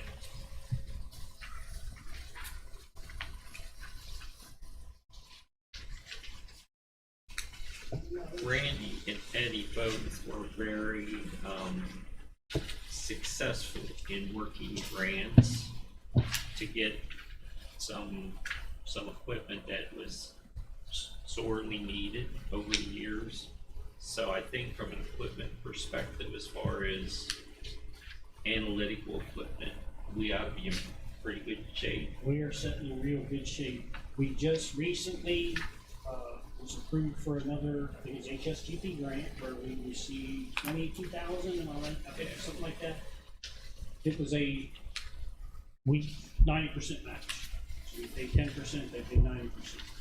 We purchased 23,000, I think around $23,500 worth of meters. Our last purchase, 4 of them came in yesterday. One of them, I'm still waiting on the last meter to come in. Should be in time now. And we're set to get the meter. That's with biological, radiological, air quality, even identification equipment for unknown substances we can identify, which we've been able to support law enforcement with. It identifies narcotics, it identifies explosives. They have an unidentified substance. They give us a call, we run the meter out there, stick it in there, within less than 10 seconds, we know what it is. Like fingernail filings? Like fingernail polish. We've assisted the state police a few months ago identifying a substance of white powder. And they considered it. They didn't know. We have one meter that will identify, the fentanyl can be deadly. So we have a meter that will identify narcotics or explosives through a translucent container. If it's in a baggie, a bottle, or something, it can be capped and we can read through, it can see the substance through that translucent container and identify it. I talked to the sheriff about that day before yesterday, Morgan looked at him and, You like told him, hey, all you gotta do is make a phone call and it's better. But we've been able to obtain all of this stuff on grants, with a 10% match.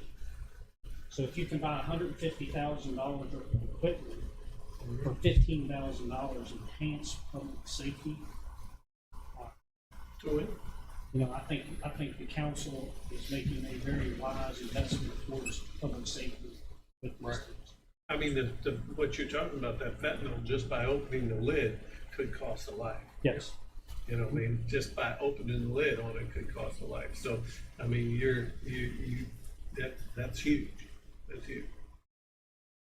So, Randy was successful, working, getting grants available for studies to be done on the highway and the rail to see what products are going, through the county.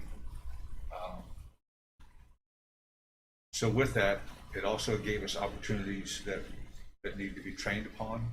It also showed us our deficiency in equipment. That's when we got started approaching Rachel and her team. Look, here's what we need. Can you find us the money? And they were very successful. I'd say right now we're setting better than they've ever set from a mechanical, electrical point of view. Being able to detect and put monitors out to monitor the air. So it's been well worth the investment.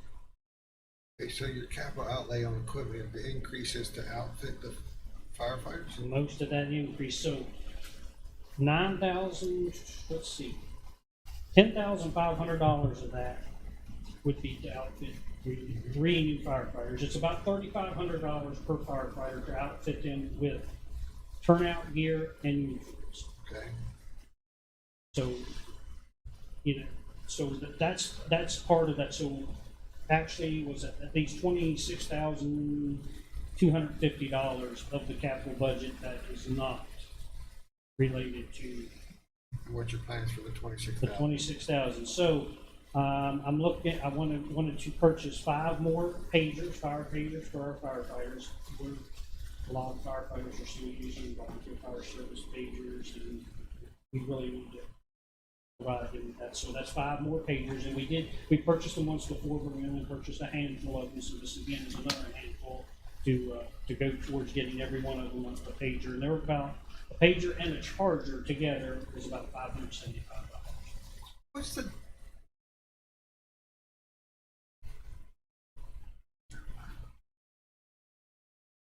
So 5 of them would be $2,875. Our emergency operations plan, we're required to update 2 annexes every 2 years basically. We have updated it with some numbers and such. Internally, we have done that, but our plan has not been. It was written in 2005, there were some updates done in 2012, and then in 2019, we did some updates to it as well. But the state has moved toward a different format called an ESF format, it's an emergency support function format, and it makes this very cumbersome, large book, emergency operations plan, a whole lot easier to use when an event of emergency and you open it up and you need to find out what you need to do. We have been trying for 3 years now, trying to get grant funding, and we're still going to try again this year. We're still going to go for it to try to get these plans updated. But to update that plan and convert it to an ESF format was about $9,000. how many times does a situation go by the way that we plan it? Almost never do. But it's a requirement. That we I have. know, but it's, And and I think we go by the plan to a certain percentage, but never ever does it go by plan. usually we don't, at the time, we put it up and read the book. And flip through the pages when it's that thick. When we've got enough knowledge and experience, that we can make very wise decisions. Yeah. And, and it's not, those decisions are not made by one person, it's made by all your emergency services, you know, we put our heads together, you know, that's fire, law, EMS, our office, you know, and we make. Yeah, it's a split second decision most of the time, It is. especially in, on the sheriff's side, you know, it's just, Another line item is $5,000, and that's to update our continuity of operations plan. Again, it's another one of those plans that was written in 2010 and it hasn't been touched. It was 5,000. In talking to the contractor that we have always used in the past, if we did both of those plans together, we got that down.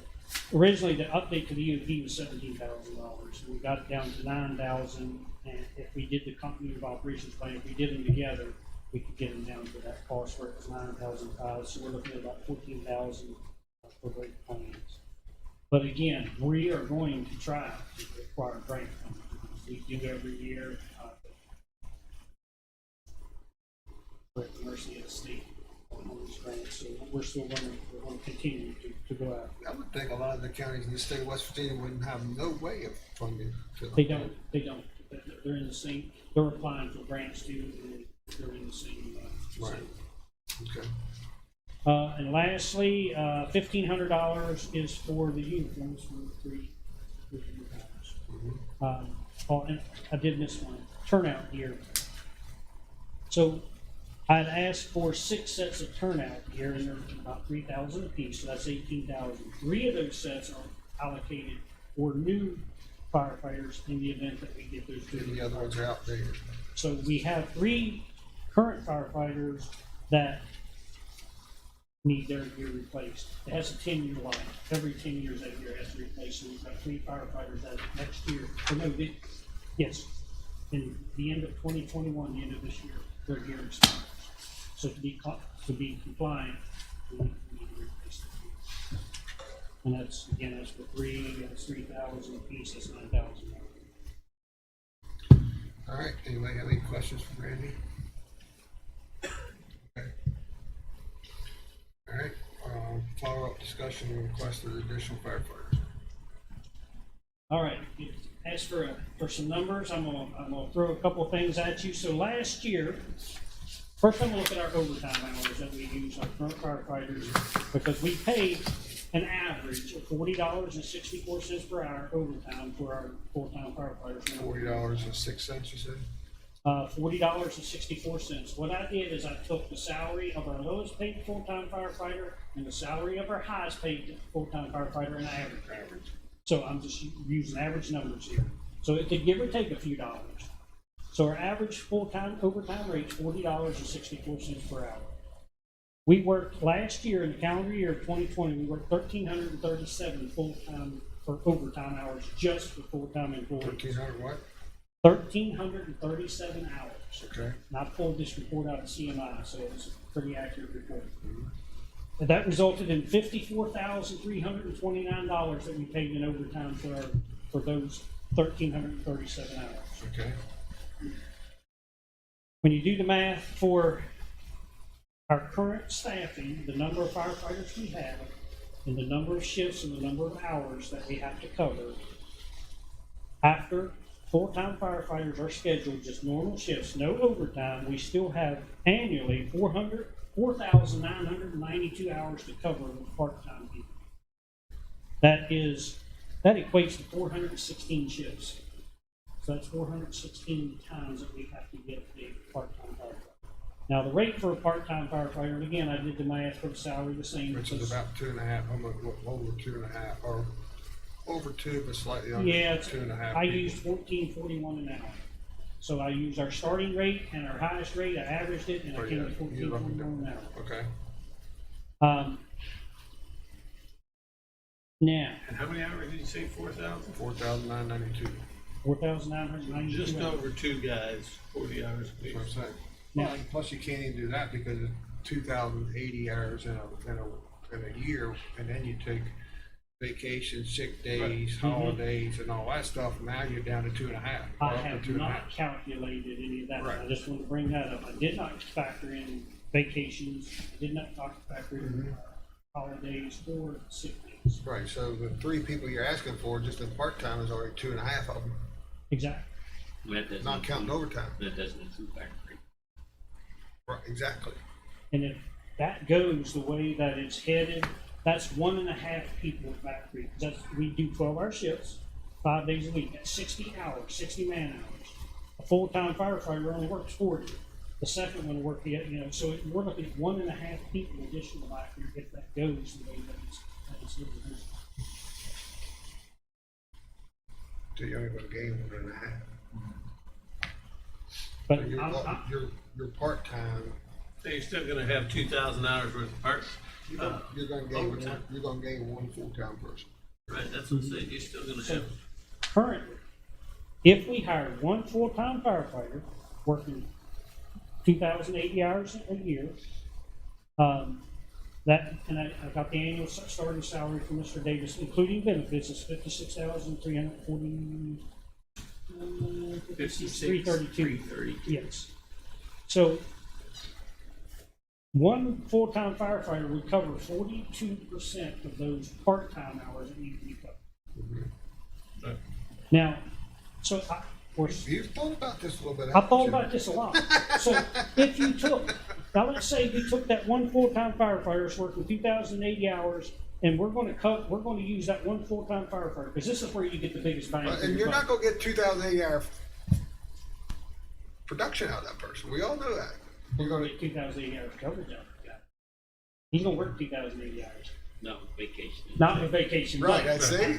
Again, I'm not including that. I So, know. You didn't but- think far enough. but there, if Randy. we use that one full-time guy and covered the 1,337 overtime hours, because that's where you're going to get your most bang for your buck, because you're paying $40 for this guy now. Now we're going to pay him 27. He would have 743 hours of time left over to cover for part-time hours. So the money that we invest in the first guy, we would save $8,688.23 on the first guy. If we looked at it covering the overtime hours, So that pays for his benefit package. that pays for everything. So we're saving $8,000. So we can hire one guy and save $8,000. Now, again, this is looking at the paper, no holidays, no vacation, what have you.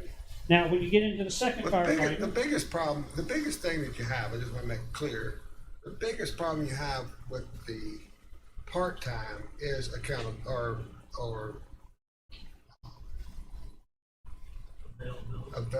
Thank you. That's the biggest problem. That's why that's really why we're doing this. oh, yes. You can't depend upon a part-time person. They pick and choose when they want to work, and naturally so.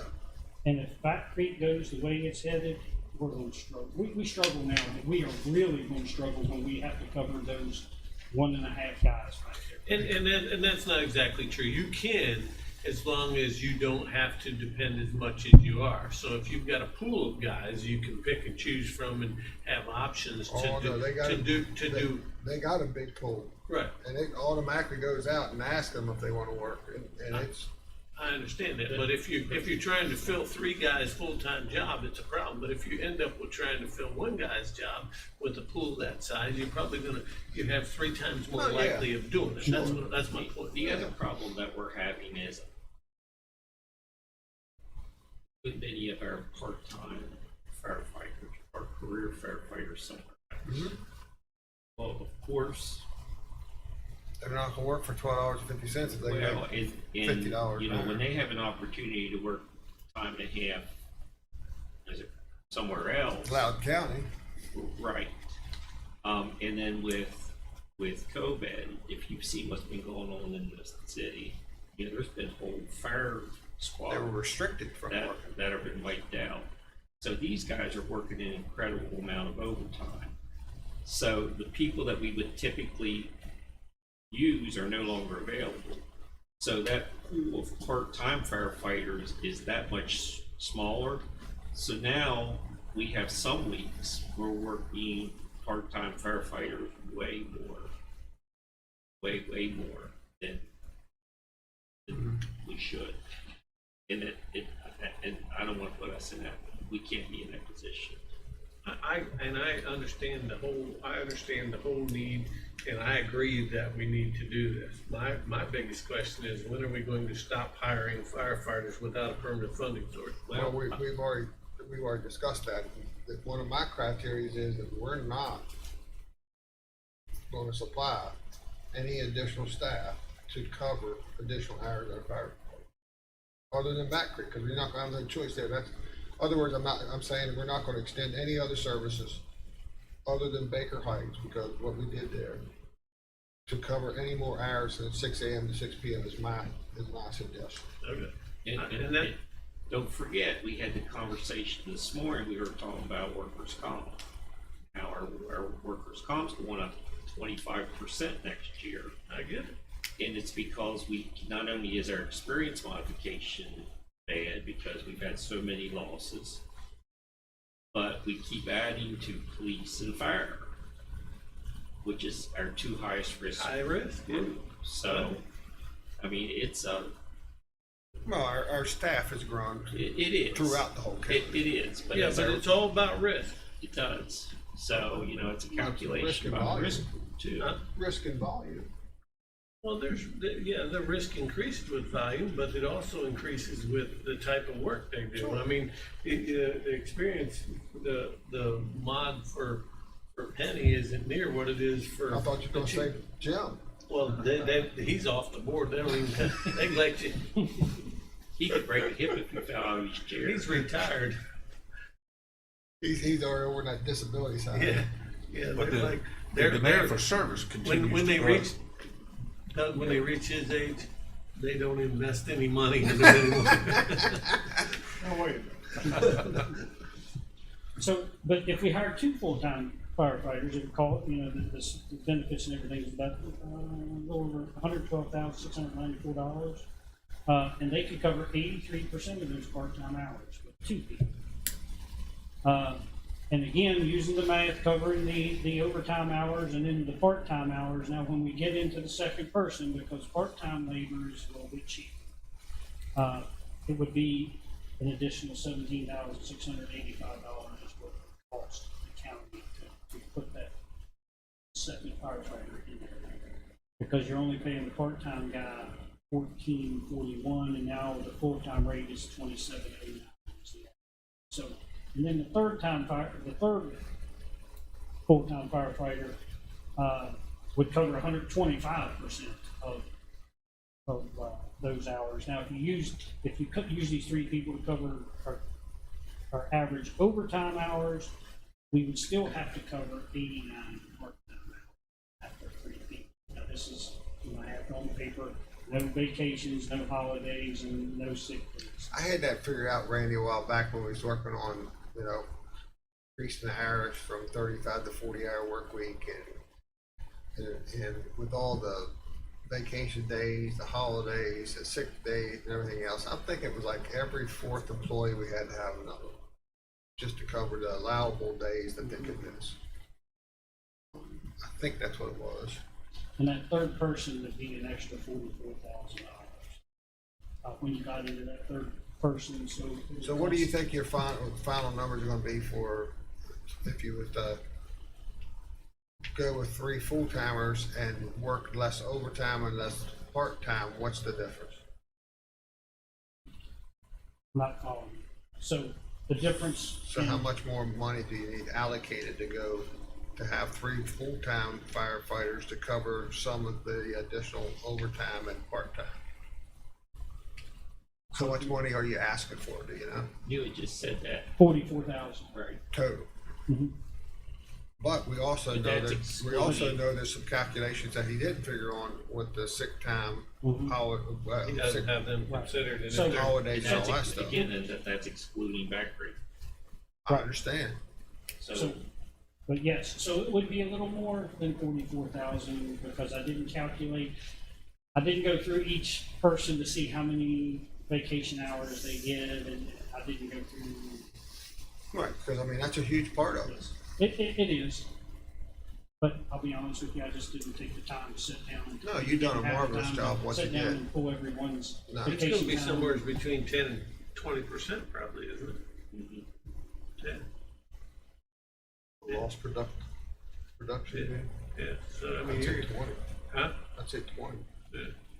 But one firefighter, we would save $8,500, Yes, $8,688, if they covered the overtime hours, and then what was left over covered part-time. So how you thinking of fighting the battle in Back Creek then? Are any of these three positions gonna be used for at least one of those positions? We'll have to. But then even But- if that, then that jacks up to 44,000. Right, it does. If that, this is current today, how we operate. Mhm. That hasn't happened. I have not been told when it's going to happen 100% for sure. I can't tell you that 100% is going to happen. It sounds like it's pretty Well, promising. I think it's time for you and Chad to figure out when and when, or where, Right. when, But- I should say. I wanted to propose today where we're at today. No, I understand, sir. You know, could I use 4 or 5 guys? Absolutely. If Back Creek went that way, we could use five more firefighters. And just so everybody in the room understands, I mean, if that happens in Back Creek, it creates a void in our fire service, and I wanna at least give the respect to the sheriff that, Back Creek is the ambulance authority is looking at redoing the model we have in Back Creek right now, where it's one EMT and one firefighter, to where it'd be 2 EMTs in there, which means that our fire truck only has 1 person. So we'd have to be able to put another firefighter back there too. And it's well justified. It's well justified for being there where we are now, the way we are, because they're missing over 50% of their fire and more than that on their ambulance if we weren't there. Oh, they had a 98% failure rate On the ambulance calls during the day. 60% failure rate for fire. So, even us hillbillies on the other side of the mountain need protection. Yes, we do. And I'm one of those. But, Sheriff. Yes, sir, sure. but, we So I was trying to find his capital outlay and I haven't found it. I don't know if I don't have it or if I'm just not looking at it. So it's a very bottom of your spreadsheet. Of mine.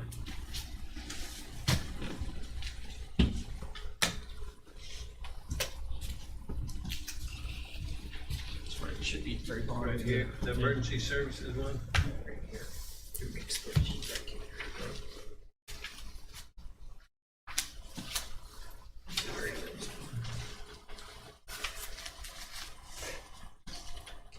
Okay. He's at 17.2. This is did where you he started, calculate, this is did you where he's at. calculate on those full-time people, This is did you where- calculate their benefit package? Yes. Okay. Because I got that from Mr. Davis. He provided But it. isn't that gonna have to be about another 1,000 hours figured in on that? When you figure, if you're figuring somewhere between 10, even if you figure 10 to 20%, 15. I was thinking your number instead of 44 was gonna be more like 70. Just a wild guess. That's all the outfitting. Yeah, that's not, and it will climb based on, we gotta cover holiday. Right, that's what I'm saying. Vacation days and cover sick That's what I'm days. saying. I'm thinking it's gonna be more 70. I mean, we can find, or I don't want to sound like I got a mouse in my pocket, as Mr. Davis will say here in a couple minutes. So you But I think we can fine tune that and get it. Another And 15. I can fine tune that, it just take me a little bit of time to sit down and do that. Right. Yeah. I don't want to put 44,000 in when we know it's going to be And we 70. know it's gonna be. Right? We know 44 is not going to be the number. Right. Just build it to this. Right, that's what I'm saying. Ran to 1,337 overtime hours. That was But also this covering number for COVID. the 3 guys. That is from January to Yeah. December 31st, Yeah, January and so December that's 31st. A big chunk of that. COVID hours. So, I mean, by the Yeah, time you guys, figure guys. sick leave and vacation. so last year was probably an extreme That's year hours for that overtime still- hours. Yeah, by the time you. Another thing Has that that Another has that been 81. calculated we're, into we're this running cost into now? with That's our just- part-time that's guys crazy. is, So there's gonna we be a don't part-time supply guy gonna have turnout. to cover for this guy. and this is becoming a So problem. that part-time Because those guys needs to are go not up being another active in the volunteer 15% stations. anyway, They're getting if the you're gear gonna pulled. just allocate Now, something. we can't, Correct. I can't use them on the schedule. Even though they want to work, they don't have turnout gear to wear, so I just have to pull them off the schedule. And when we don't have part-time guys that want to work, fill in certain days because they pick and choose their days, we have to go with it. Yeah, and you can't outfit a part-timer when you don't have a commitment. You can't do it. I mean, there's too Even many. if a part-timer's only working 1 or 2 days a month, to justify spending $3,000 is, Can't do it. that's hard to find. And I think, Councilperson Milton made a good statement, the COVID hours is inflating that overtime. We got construction on 81, but we're gonna have construction on 81 for the next 8 years. Oh, yeah. Probably. Because I think it doesn't matter whether they go from exit 8 to Virginia line, or whether they start improving the daggone off ramps, because that's gonna happen, it's gotta happen. The off ramps are backing up on 81 bad. I don't know if it's ever gonna stop. By the time they get it all done, wouldn't need another lane on each side. I agree with you. I mean, that bridge that's going on down at, before we get to Stevens City in Virginia, it's the way our bridge should have been done. Oh, Allowed for 5 lanes on each side. All right, so before we work through the budget, we'll have a more fine line, the best we can. Because I think we're gonna still need a little bit more, part-time or overtime hours. Okay. although I think you did spend, a good bit of time at your kitchen table with a calculator. A lot of times, and it shows. So, But I also agree with Dan in Council President Copenhagen and I you had to think about that one, didn't you? early morning meeting this morning where I expressed my concern about the sustainability of the budget based on the requests that we have for next year. Huge. Even if we just hit a recessionary, it's our economy is very cyclical. We've been riding that wave for a while. There's got to be an adjustment. So I'm a little concerned. We may not be impacted by a recession as much as other parts of the state or even the country would be, but it's still going to impact us. We've got some big numbers out there. It concerns me a little bit. Mhm. At some point, you gotta look at, and we've said this and said this and said this, but I don't know if we can continue to add expenses without a sustainable source. Yeah, without a doubt, we can't do it. And it's sad to say that because there's a need. Yeah, I don't think that we can lose the service that we're putting out. I really, Well, we're already committed. and that's why I made the statement that we're not gonna extend service at all until we get a funding mechanism. And part of that funding mechanism is replenishing the money that we're allocating today. Could be pushing, Yeah, the only extended service we're looking at is if Black Creek goes forward with the energy authority. well, right now, Randy, I think if the Back Creek went to that plan, we'd have to depend on more of the part-time help. Now, that would be We tough. would depend on more part-time help, but I'll be honest with you, it'd probably be more overtime. Just because of the availability. of part-time.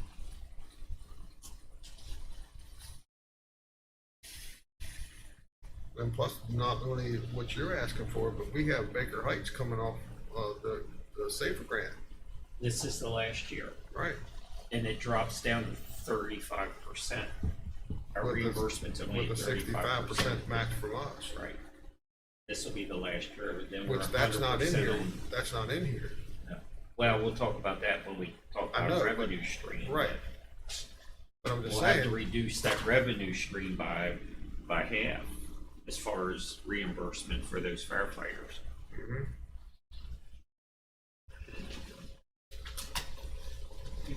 Thank you, Randy. Thank you. Thank you. Thanks, man. My packet says, action on this, Randy, but we hear you loud and clear. But I don't think we can do action on it today without having the actual numbers. Understood. Thank you for your consideration. Thank you for all your time. We have anybody here for Board of Review and Equalization? No? Okay.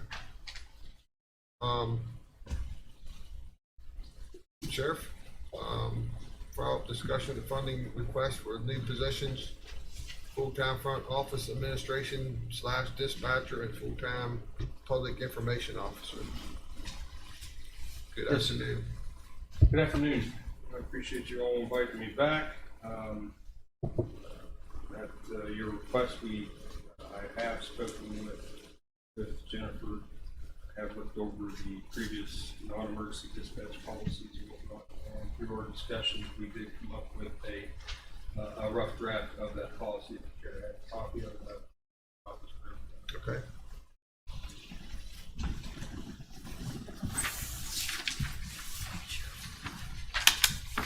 Thanks, sir. Thank you.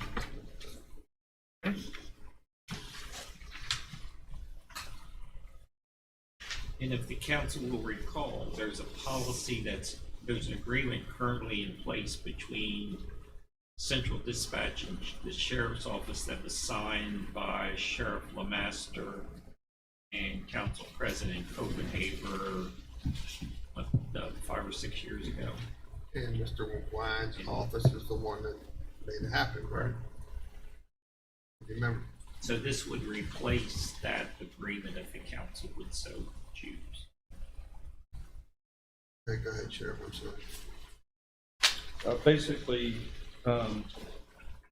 as you, and I have a copy of that November 2016 policy, and I found it uniquely similar to the policy that Jennifer and I have drafted before you now, especially line item number 4, where it states in the old policy, with the existing policy, that it is agreed upon that non-emergency call taking and dispatching duties performed by the trained and certified 911 operator assigned is not his or her dedicated assignment should large emergency events occur. Even though that's not their dedicated assignment, Jennifer and I have agreed that all calls, non-emergency and the like, should come through her office because they receive specialized training, be able to decipher those and be able to dispatch those. Our office, I want to try to get away from the dispatcher per se as it pertains to actually dispatching calls, because that's not what those front office personnel actually do. They facilitate the on-road deputies, confirming on-station warrants, preparing protective orders and such. They abide by FOIA requests, and I've got a list of all their duties. I won't bore you with all of them, but there's a significant amount of administrative duties that they do. So they facilitate the deputies. And of course, we've really projected over the course of the years that our department's going to get bigger, given the population increase. When we're talking about the calls being down to roll over Central Dispatch 24/7, 365, right? That's correct, sir. Jennifer and I have agreed that all calls, even 7,000 calls, should go through her office. How about the walk-ins? Walk-ins, that is specific in regards to coming and into those doors, and that is my main concern, that if a citizen so chooses to come into our office, that we should be able and equipped to handle it. The front office personnel are directed to take that information, contact dispatch, and create a CAD, and dispatch will take that call from that point moving forward. Or if it's an information only as needed, then that front office administrator shall locate or page an officer on station or talk to an officer on the road to get an officer there to the office. It's just direct service to the citizens that come directly and choose to use the sheriff's office as their go-to for any of their concerns, and that's what we want to do here. Customer service? Yes, definitely increasing customer service and avoiding any potential disgruntlement with the community and the office not being able to provide that service. With the full-time dispatcher position, as well as raising Heather from a part-time to a full-time position, would give us the liberty to keep those doors open until midnight. At which time the front doors would be closed, and of course it's my plans to move that phone to the outside foyer area where the front doors would be locked for safety reasons for the individual in the office, but the outer doors would be open where they can utilize that phone. If they so choose, they can walk to the station, pick up the phone, directly be in touch with 911. So the vestibule would be open? Yes, sir. Okay. Yes, sir. I understand there's a bit of a homeless personnel issue there that I don't think. I think the sheriff can take care of that, can't they? Yeah, yeah, we can take care of that directly. But other than that, the request for that position is simply just to provide a better service, more of a full-time service to the community, given the examples that I gave last time I spoke. So our agenda is kind of stating things wrong. It's not an administrator / dispatcher any longer. It is currently, I would like to try to eliminate the dispatcher part of it. They're more of an administrative specialist. They will facilitate the on-road deputy. So I would proceed from time to time if they would dispatch to a deputy information to request that deputy. Which so that- we still categorize it. With that equipment you have to do. Yes, sir. And that was included in your packet because of the draft job description that had been provided, which said administrative assistant dispatcher, but that has changed, I assume, since your discussion with Jennifer. Yes, sir.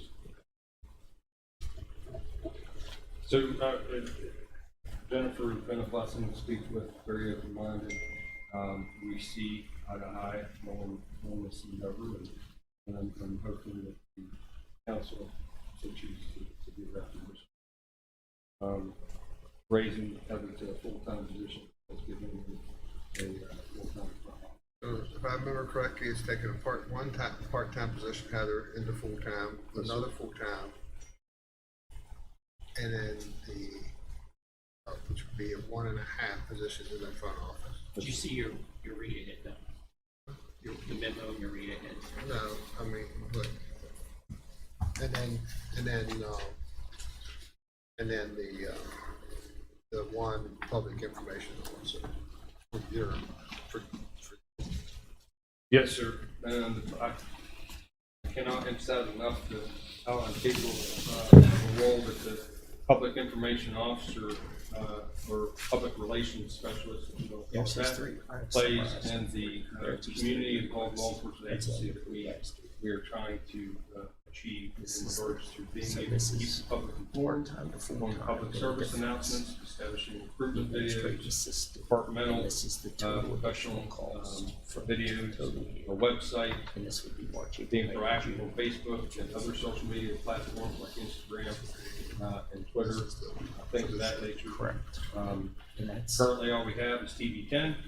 I think that's a good thing. It allows the community to actually see the officers and what they're doing and whatnot, but that in and by itself is limited if that's the only platform we have. The public information officer or public relations specialist would keep in close communication with Mr. Umstead and utilize Mr. Umstead as a significant resource, as well as other county organizations within the county to be able to reach the county in regards to resources, the community, and advise the community of resources that exist out there. There's a large amount, and just honestly, I'll keep this short by just saying a more informed community, a better and more resilient community. So that's the goal behind the public relations specialist is the communication between community and law enforcement. And I think that is crucial moving forward with what we're seeing historically across the nation. One of the things will be too, Sheriff, if I may, you may have said it while Alan and I was talking, I apologize for that. Part of this is when you build that community trust, it also encourages maybe some community, even policing, right? To keep an eye out for that drug deal going, or, to try to encourage people to make our community a safer place. Is that right? That is right. With the accelerated criminal enforcement team, with what we're doing with the deputy reserves, with all these initiatives that we are doing inside the sheriff's department, the public, I would love the public to know about it. Unfortunately, we just don't have a dedicated person to focus on this aspect of the sheriff's department. And because of it, I think it's being shortened. And not giving it its credit to the community for being able to be pushed out there and the resources that can be provided, not only from the sheriff's office, but from the county organizations like the Berkeley County Recovery Resource Center, the quick response team. Attending these meetings has opened my eyes to the possibilities of the sharing of information as I learned of these additional resources. Attending the steering committee, drug and substance abuse, that was an eye-opener for me. Learning about the QRTP, learning about the resources that are out there. But I would never have known about it had I not attended the meeting. But attending the meeting, I want to share it with everybody else. And it's rather difficult to do it with just me and maybe a captain that's got 20 other things that he's got to do. I'd just rather have a dedicated person to be able to push this information out and work closely with the county offices and help them do it. So you're trying to say that you need to sleep between 12 and 5 in the morning? Yes. Yeah, getting home and being on my phone, work phone or otherwise, is misses is kind of it's the sleep work as well. That's the way it goes. It does. Yeah, you get what you ask for. I got every bit of it. But I'll never take it back. I enjoy doing it, and it's just been a blessing, the things that we've been able to do so far. Well, a lot of people don't realize that the traffic enforcement that you guys are doing is a form of community policing, just by, those people that are doing illegal activities on the road. It allows you an opportunity to stumble into one of those from time to time, and that's a great asset for the community. It is, and the community comments in regards to the proactiveness of our deputies since we've taken office and established different procedures for the ACE team as well as the road officers has just been overwhelming. But that's just as Mr. Blaine pointed out, that's just traffic enforcement. They don't know what we're doing with the reserves. They don't know what we're doing as far as community events, law publications. They might catch it on social media. They might see it on a blurb here or there on social media. A lot of times they might miss it too. They think along their lines. I'd like to do public service announcements. This person would be helping me. One of the things I said in the past, over 6 months ago, is the one social media page that gets the most attention is animal control. So people's more interested in the sad puppy faces than what they are with the stuff that's going on in the county. So we got to improve upon that, right? Yes. And just showing the good parts about the department and creating videos that show that and their duties and then involved in their duties will help not only get the information out there, but for lack of a better word, rehumanize law enforcement again to the community. They need to see it. And so our plans are to establish those kind of videos and those kind of public service announcements to keep the public informed and keep in tight communication with them so they know what's out there. They know what we're doing. They know what you're doing. They know what available resources are out there. Just reminding them of that. A little bit of YouTube video and on Berkeley County Sheriff's school resource officers dancing in a pep rally or something would go a long ways. Yes, it would. Yes, it would.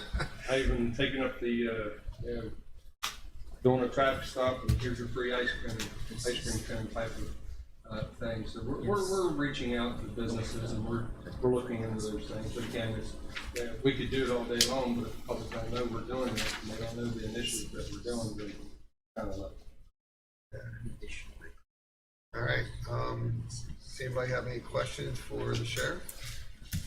I think, we had a meeting, as we said we were, with Jennifer and the sheriff and Gary, myself, and Alan, and, discussed what we talked about. Vice President Whitaker was there as well. Jennifer's on board. Mr. Davis and Gary's on board. We've always preached that we need to improve our public relations, and it takes a partnership. And I think we've developed that partnership. And so I will entertain a motion if you all are ready to move forward. Mr. President, just Yes, so sir. we have it as part of the record, because this will be recurring expenses. Mhm. So it's gonna add 69,225 to the budget next year. Plus $42,355. So it's $111,580 annually in recurring expenses. So that'll be added to next year's budget as part of the personnel, and I've got to redo the schedules anyway. And I didn't do them this week only because I didn't know what this discussion would produce today.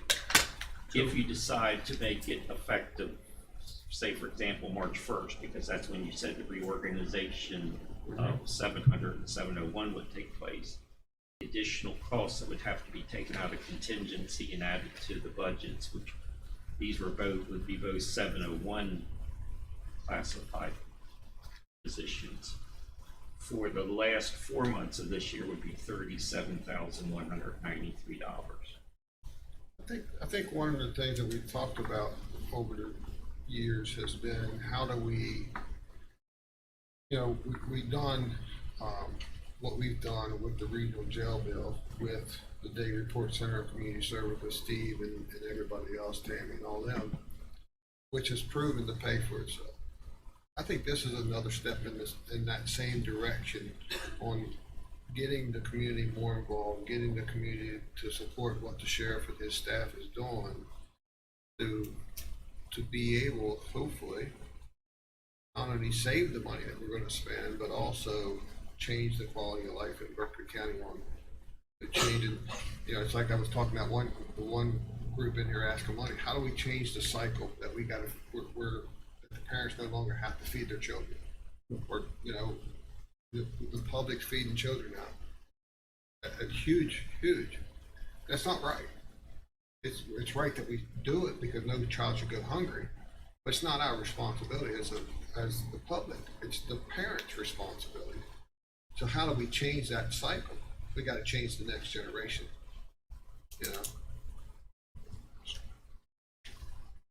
We got to change that mindset. I'm for it. I think it's great. I have a couple of questions. If this request is fulfilled, will that have a negative impact on being able to put additional deputies on the road financially? Well, we'll talk to the sheriff about that too in that meeting. And I told him, I said, this is an open checkbook. He said, I understand that. And I said, you got a vision and I need to know the entire vision. If I can just add just a quick piece to that, Councilman, through my discussions in Charleston, not next week, the week following, we're going to discuss the accelerated program with pre-certified officers. We have pre-certified officers practically bringing the door down. This is an additional discussion with civil service. How do we expedite this? Cost savings across the board is just phenomenal. I will present the numbers next week, but you're not sending anyone down to the academy. You are putting them on the road under an abbreviated field training officer program. And it's a good problem, a bad problem. You'll have them. We have more officers than we do cars. So it's the training, the $1,500 or so that it takes for them to get down to the academy, paying for their certifications, that's a cost saving. issue. So other than equipping them with their uniform and the equipment they need, I mean, we are saving money through this accelerated program. I can tell you now, between, there's 5 pre-certified officers that are waiting to find out what comes with the visit to Charleston discussions of service. So we are looking at saving money in that respect, where we're not without an officer for 16 weeks. We don't have to pay for them. When you look at gas, car usage, mileage, wear and tear on equipment, free lodging for COVID testing and stuff like that when they get to the academy. We don't have to worry about that, because the next academy starts in March, and then the next one after that doesn't start until fall. Plus, that new officer really isn't ready to go out on his own for about a year and a half, I think. Well, it's there. They have a 6-week field training officer program, and yes, they are with that officer and goes by that officer for that time period. So you're saving not only that time involved with every single call that is now can be done by one officer, you're sending 2, and now it's more efficient because now those 2 officers can go either directional on several different calls, so they're not inundated with calls. They're on the road quicker. We're not sending them down to the academy. It's on an accelerated FTO program. So if you have a trooper that comes to the sheriff's office, they're usually state police. So aside from getting them used to the sheriff's office and civil process of things and what occurs as per sheriff's department, you're putting them on the road quicker. You're getting a pre-certified officer that you're not paying for, essentially. And so it's a benefit across the board when we talk about savings and what we're saving. So I don't foresee that. I guess the quickest answer is I don't foresee that to be an issue. I think if I could, Sheriff, you only have a limited number of vacancies now, and the council just approved 2 more deputies today. I think and I just clarified this with Councilperson Dokenauer, in your budget request, you asked for 4 new deputies, this public information communications position, the lead front office administrator, a special civilian investigator, and the additional admin dispatcher. Before the council today is moving Heather from part-time to full-time, who would serve as your lead office administrator, the admin for the communications, and then the additional admin dispatcher. So that leaves 4 new deputies and the special civilian investigator. And I think your question was, are you putting the need for these positions in front of the need for 4 new deputies? I am. Is that correct? Yeah, I mean, it comes down to, I support what you're asking for. I understand and I appreciate the fact that you're going to improve public relations with your department, which is drastically needed across this whole country. I appreciate the fact that you're willing to keep your lobby open for service. I think that's important. But what I don't want to do is there's only a certain amount of dollars that we all have, and if it comes to me a choice of putting a deputy on the road or a secretary answering the phone, I'm going to choose a deputy. That would be my choice. And I'm not sure exactly what your choice is, but if I have a choice, and that's why I didn't want to be backed into a corner of making this choice. That's why I asked. So how many, the 4 positions he's asking for 4 new positions of deputy plus an investigator? For next year. Yeah. 4 new deputies, the communications position, which you have before you Right. today, the lead front office Which we have in front of administrator, us today. which is Heather going from full-time to part-time. Right. A special civilian investigator, which the sheriff mentioned to us briefly last Thursday night. And then the other full-time administrative, it's in the cover memo, administrative assistant dispatcher. But So after what he's asking for here today, it's 4 more it'll be deputies. 4 more new and an deputies investigator. and a special investigator still on the table. Which the first year is $500,000. Yeah. plus cars. Well, that's, plus But that's including with the cars, cars, I meant with the cars, yes. which we're gonna recycle cars in from what is new.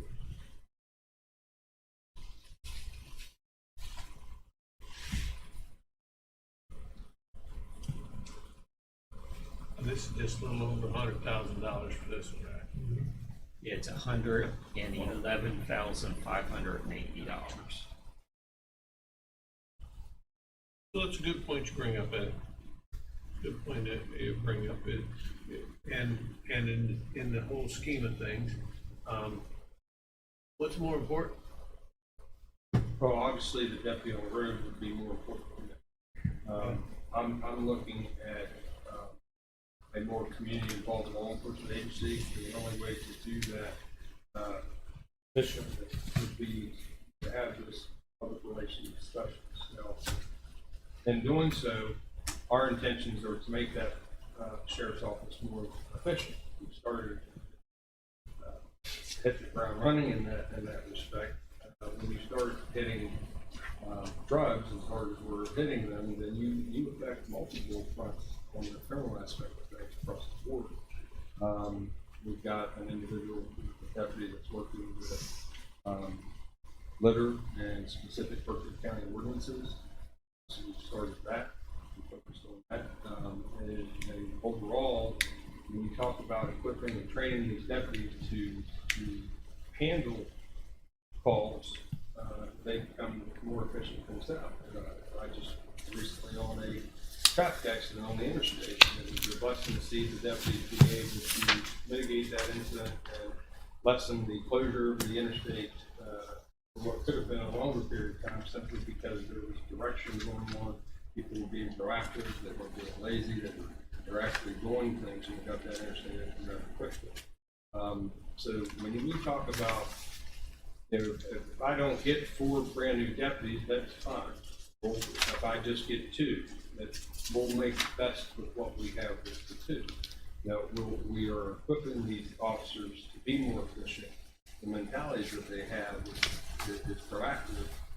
So if you ask me what's more important, of course it would be a deputy. I would love to have 20 more deputies, but I know that is not realistic. So let me rephrase the question then. If the question is, and we're talking about both of them, we're talking over $600,000. If the best the council can do is 300, and we have a lot of requests, the best the council can do is 300, should we wait to make that decision instead of making this decision right now? Because then you may be able to get 3 officers if we make that and not get this front office staff and communication. Do you think it's better for us to weigh all that out at one time, that we should table this and weigh it all out at one time and decide whether or not we're going to go with officers or administrative staff? Or go ahead with the administrative staff and then limit it, you only get 2 and the administrative staff. And I'm just shooting from the hip on the guess on half of it, that's all. No, Councilman, I think that's a very valid approach to things. However, I believe the administrative system of relations, given the atmosphere across the nation, not just here, if we're not ahead of that, then those effects could trickle into Berkeley County, and I don't want to. And we've had very, very good reception from the community, very good interaction from the community. We need to maintain that momentum, keep it going. My full staff is 62. I plan on trying to get to that and maintain that as best as possible. If I'm only awarded 2 deputies out of the requested 4, I will do just fine with that. I have no problems with that whatsoever. But if I'm asked the question of what's more important as far as service, then obviously it would be a deputy. I will not try to. And I get that. And maybe more important isn't the best word for what I'm saying, but obviously it's about allocation, it's about funds, right? And if we can only come up and we're, obviously everybody wants more money and more help and more money for their people, and the budgets are, what do we have in here last week? We paid $4 to $5 million above last year's budget for all the requests Right, probably. right, so. And it might be just more of a thing where if I'm awarded Heather a full-time position and I stagger scheduling, so we're open longer, well, that's a step in the right direction. If we can't open till midnight, that's fine. If that's the case, and I get the public relations specialist and we talk to it, I will deal with that. Here's my overall viewpoint. Is, and I understand, you know, it's our job to make sure we don't overspend our budget and stuff like that, and make sure that it's sustainable. That's the biggest thing. We don't wanna hire anybody that we can't keep. Yes, sir. Right? And once you make that commitment, now not only are you making that commitment to the employee, but you're also, as an employer, you're making that commitment to the family. But I think one of the things that we've always talked about is it's sort of like the day report center, you know, community service. It's like, how much did we ever think that we was gonna spend $1.9 million on the budget for the day report center? Well, never thought that, right? But we always said if we did the day report center, that we're gonna look at, you know, what it cost in, which I'll say the difference on this is the day report center is also being funded 90% by grants. Big difference, right? So I'm gonna get to that here in a second. I better do it now because I'll forget. So one of the, like, who laughed? One of the things that upset a lot of people in the state of West Virginia was that we don't have the Margaret Walker's deputies in here for DUIs, right? Everything paid for, done by grant through the governor's office, right? You ever think about, is that any interest to you to fill those positions? We've already had a discussion with the governor's highway safety program. We are well on our way to reintroducing that program here in this county. Lieutenant Burns is in charge of that. I have a meeting with him next week. My understanding, please do not quote me on this, but it's my understanding there's been a lot of dwindling of that program in regards to what they provide. They're looking at the county commission to be the hub of the financial part of that, and to disperse the overtime, which is reimbursed for the DUI patrols. We're still in the embassy discussions. So they're wanting us to front the money, but possibly hopefully reimburse us? They will reimburse you. Okay, so that's no different than any other grant. Correct, and purchasing of equipment. Okay, so now we gotta outfit it, where before they outfitted. No, sir, they will provide the equipment. Okay, so it's the same as it was. Yes. But we always have to front, right? And I think that we always have to front, Yes. so, If we have been doing that before historically, which I have not researched as of yet, then that's an easy transition. But I can tell you, sir, that we've already started those discussions. We're well on our way of reestablishing that. It's more of a finalization next week and a presentation to you on the. and that's possibly two, the last time was two of them, I believe. That's the only part that We're a has growing not come up in county, regards Sheriff. to funding a position. We're a growing county. Yes, sir. Right? If you remember last time, it was 4 for the Eastern Panhandle. There's gonna be I one, don't, my memory's not that good. it was gonna be 1 for Morgan, One for 1 Jeff, for Jefferson, and 2 for here. And we didn't, we didn't well, take you the sheriff around, so department didn't do it. it went 2 and 2. Alright, so here's the thing that we haven't touched base on. We haven't said anything about how this affects us indirectly. We're looking at direct costs. What's the possibility of how it's gonna be offset? Maybe even much as a regional jail bill, right? Because one of the things to deter drugs being dealt in your county is to have more presence, right? Police presence. One of the ways to deter crime is to have more police presence. Yes. Right, so on the surface, it looks like we're gonna spend $600,000, but in reality, could it work the same as the day report center and save us $1 million? It could. Like you said, you'll have the deputy reserves that are doing active patrols through developments.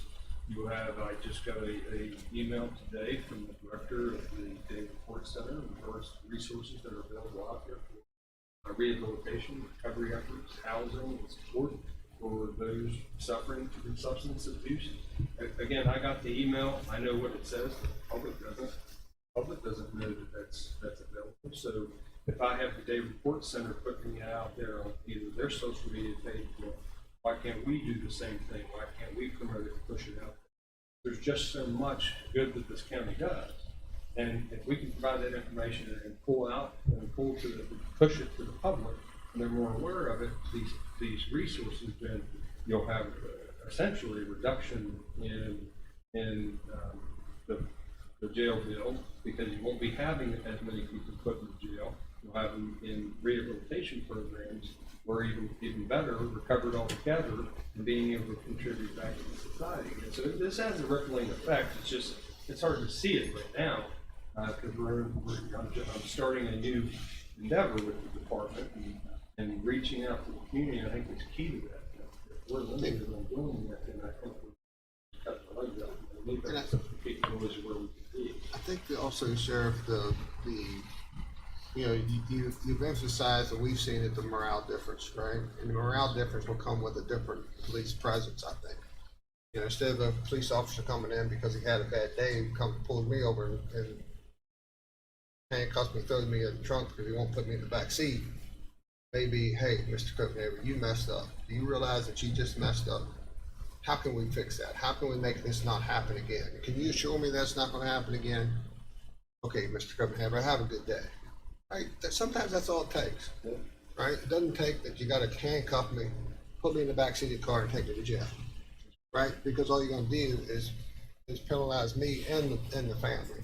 And I guess what I'm trying to say, and I'm not making any promises to the sheriff, and I told him the other day, this is an open checkbook, but I think our overall vision of what we want to do in the county, our vision has came 90% there. It has came 90% there. The only piece that we've been missing for years is the enforcement side. We've heard it even back when Sheriff Labemaster was here. All we're doing is training officers. They're using us for a stepping stone, going to Loudoun County, or they're going to Frederick County, or they're going to Washington County, or they're going to the city of Martinsburg. We can't retain. We train them, and it's just a revolving door. This is the first time ever that I've heard in 10 years that we got police officers wanting to come here rather than go somewhere else. They want to take the training that somebody else paid for and use it here in Berkeley County. I hate to lose this opportunity. It's just my saying. I think on the surface it may cost $600,000, but at the end it's not going to be near that. I really do. Just my few cents, and I got to respect the sheriff. I mean, if he's saying this is what he needs, I say let him make those decisions. But at the same time, the county council is saying, we have to stay within our means. But if you get those two highway trooper or deputies from the state, if we are able to do that, then now there's only two other positions we're looking at plus that investment. I just hate to lose the opportunity, and we know. I know we're understaffed severely from the state police, but even if they were fully staffed, we're still short. Doug, I think my point is, and maybe I didn't make my point clear. My point is, I'm in favor of doing what you're asking today, okay? But if there's only $300,000 total that we can afford, that means $100,000 is going towards this, and the other two is going to go towards two deputies. And if you're telling us you want us to make that decision today, I'm ready to make a motion. Are you ready? Yes, sir. Okay. Need a motion. Do you want a motion on request number 1 or request number 2? They go together. I mean, Yeah. really- Request You 1 want and 2. Request number 1? 1, 2, and 3. You already approved one. Huh? You approved That one. was approved last time. You approved that last week. Okay. All right. So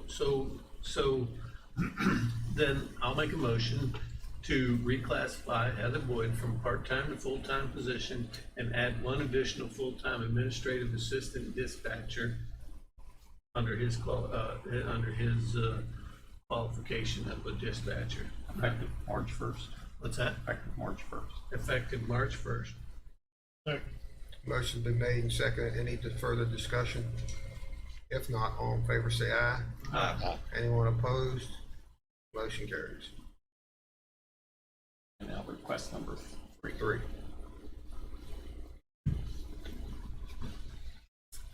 To add one additional full-time administrative staff assistant. Assistant Public Information Coordinator. That's going to be the one that's going to work with Mr. Olmsted.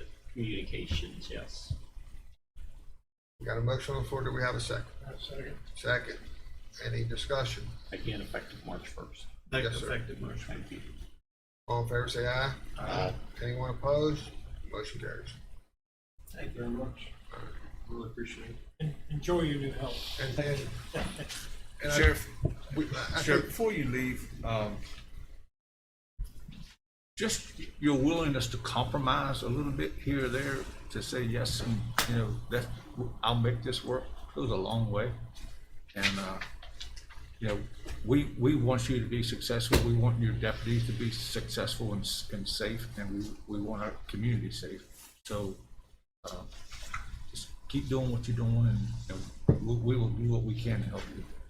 Thank you, sir. I want to clarify something too. I said which one's more important. And maybe that was a bad choice of words because I think they're all very important. All of our employees are important to us. So maybe that's a bad choice of words, but I just wanted to clarify what I was trying to get across on where you wanted to go with this today. And I just want to say that, you know, I think this whole council respects your vision. You know, your change that you're bringing to that department and the change that you're bringing to us. You know, like Councilperson Doug and Aaron and all of us, it's a breath of fresh air. It really is. Well, I appreciate the open-mindedness and the opportunity to allow me to do this, and I am a big advocate of going it together, and you guys have helped me do that, so I can't thank you enough for entertaining my jabber up here, but just listening and seeing how get in my head, which can be a dangerous place to be sometimes, but at least seeing what I see, that's the potential of the department. I see some really, really good things, and you will continue as of March 1st to see some big, huge improvements right off the bat. Thank you, Sheriff. If you have a couple minutes, Sheriff, before you leave, I'd like to see you. Yes, sir. Okay.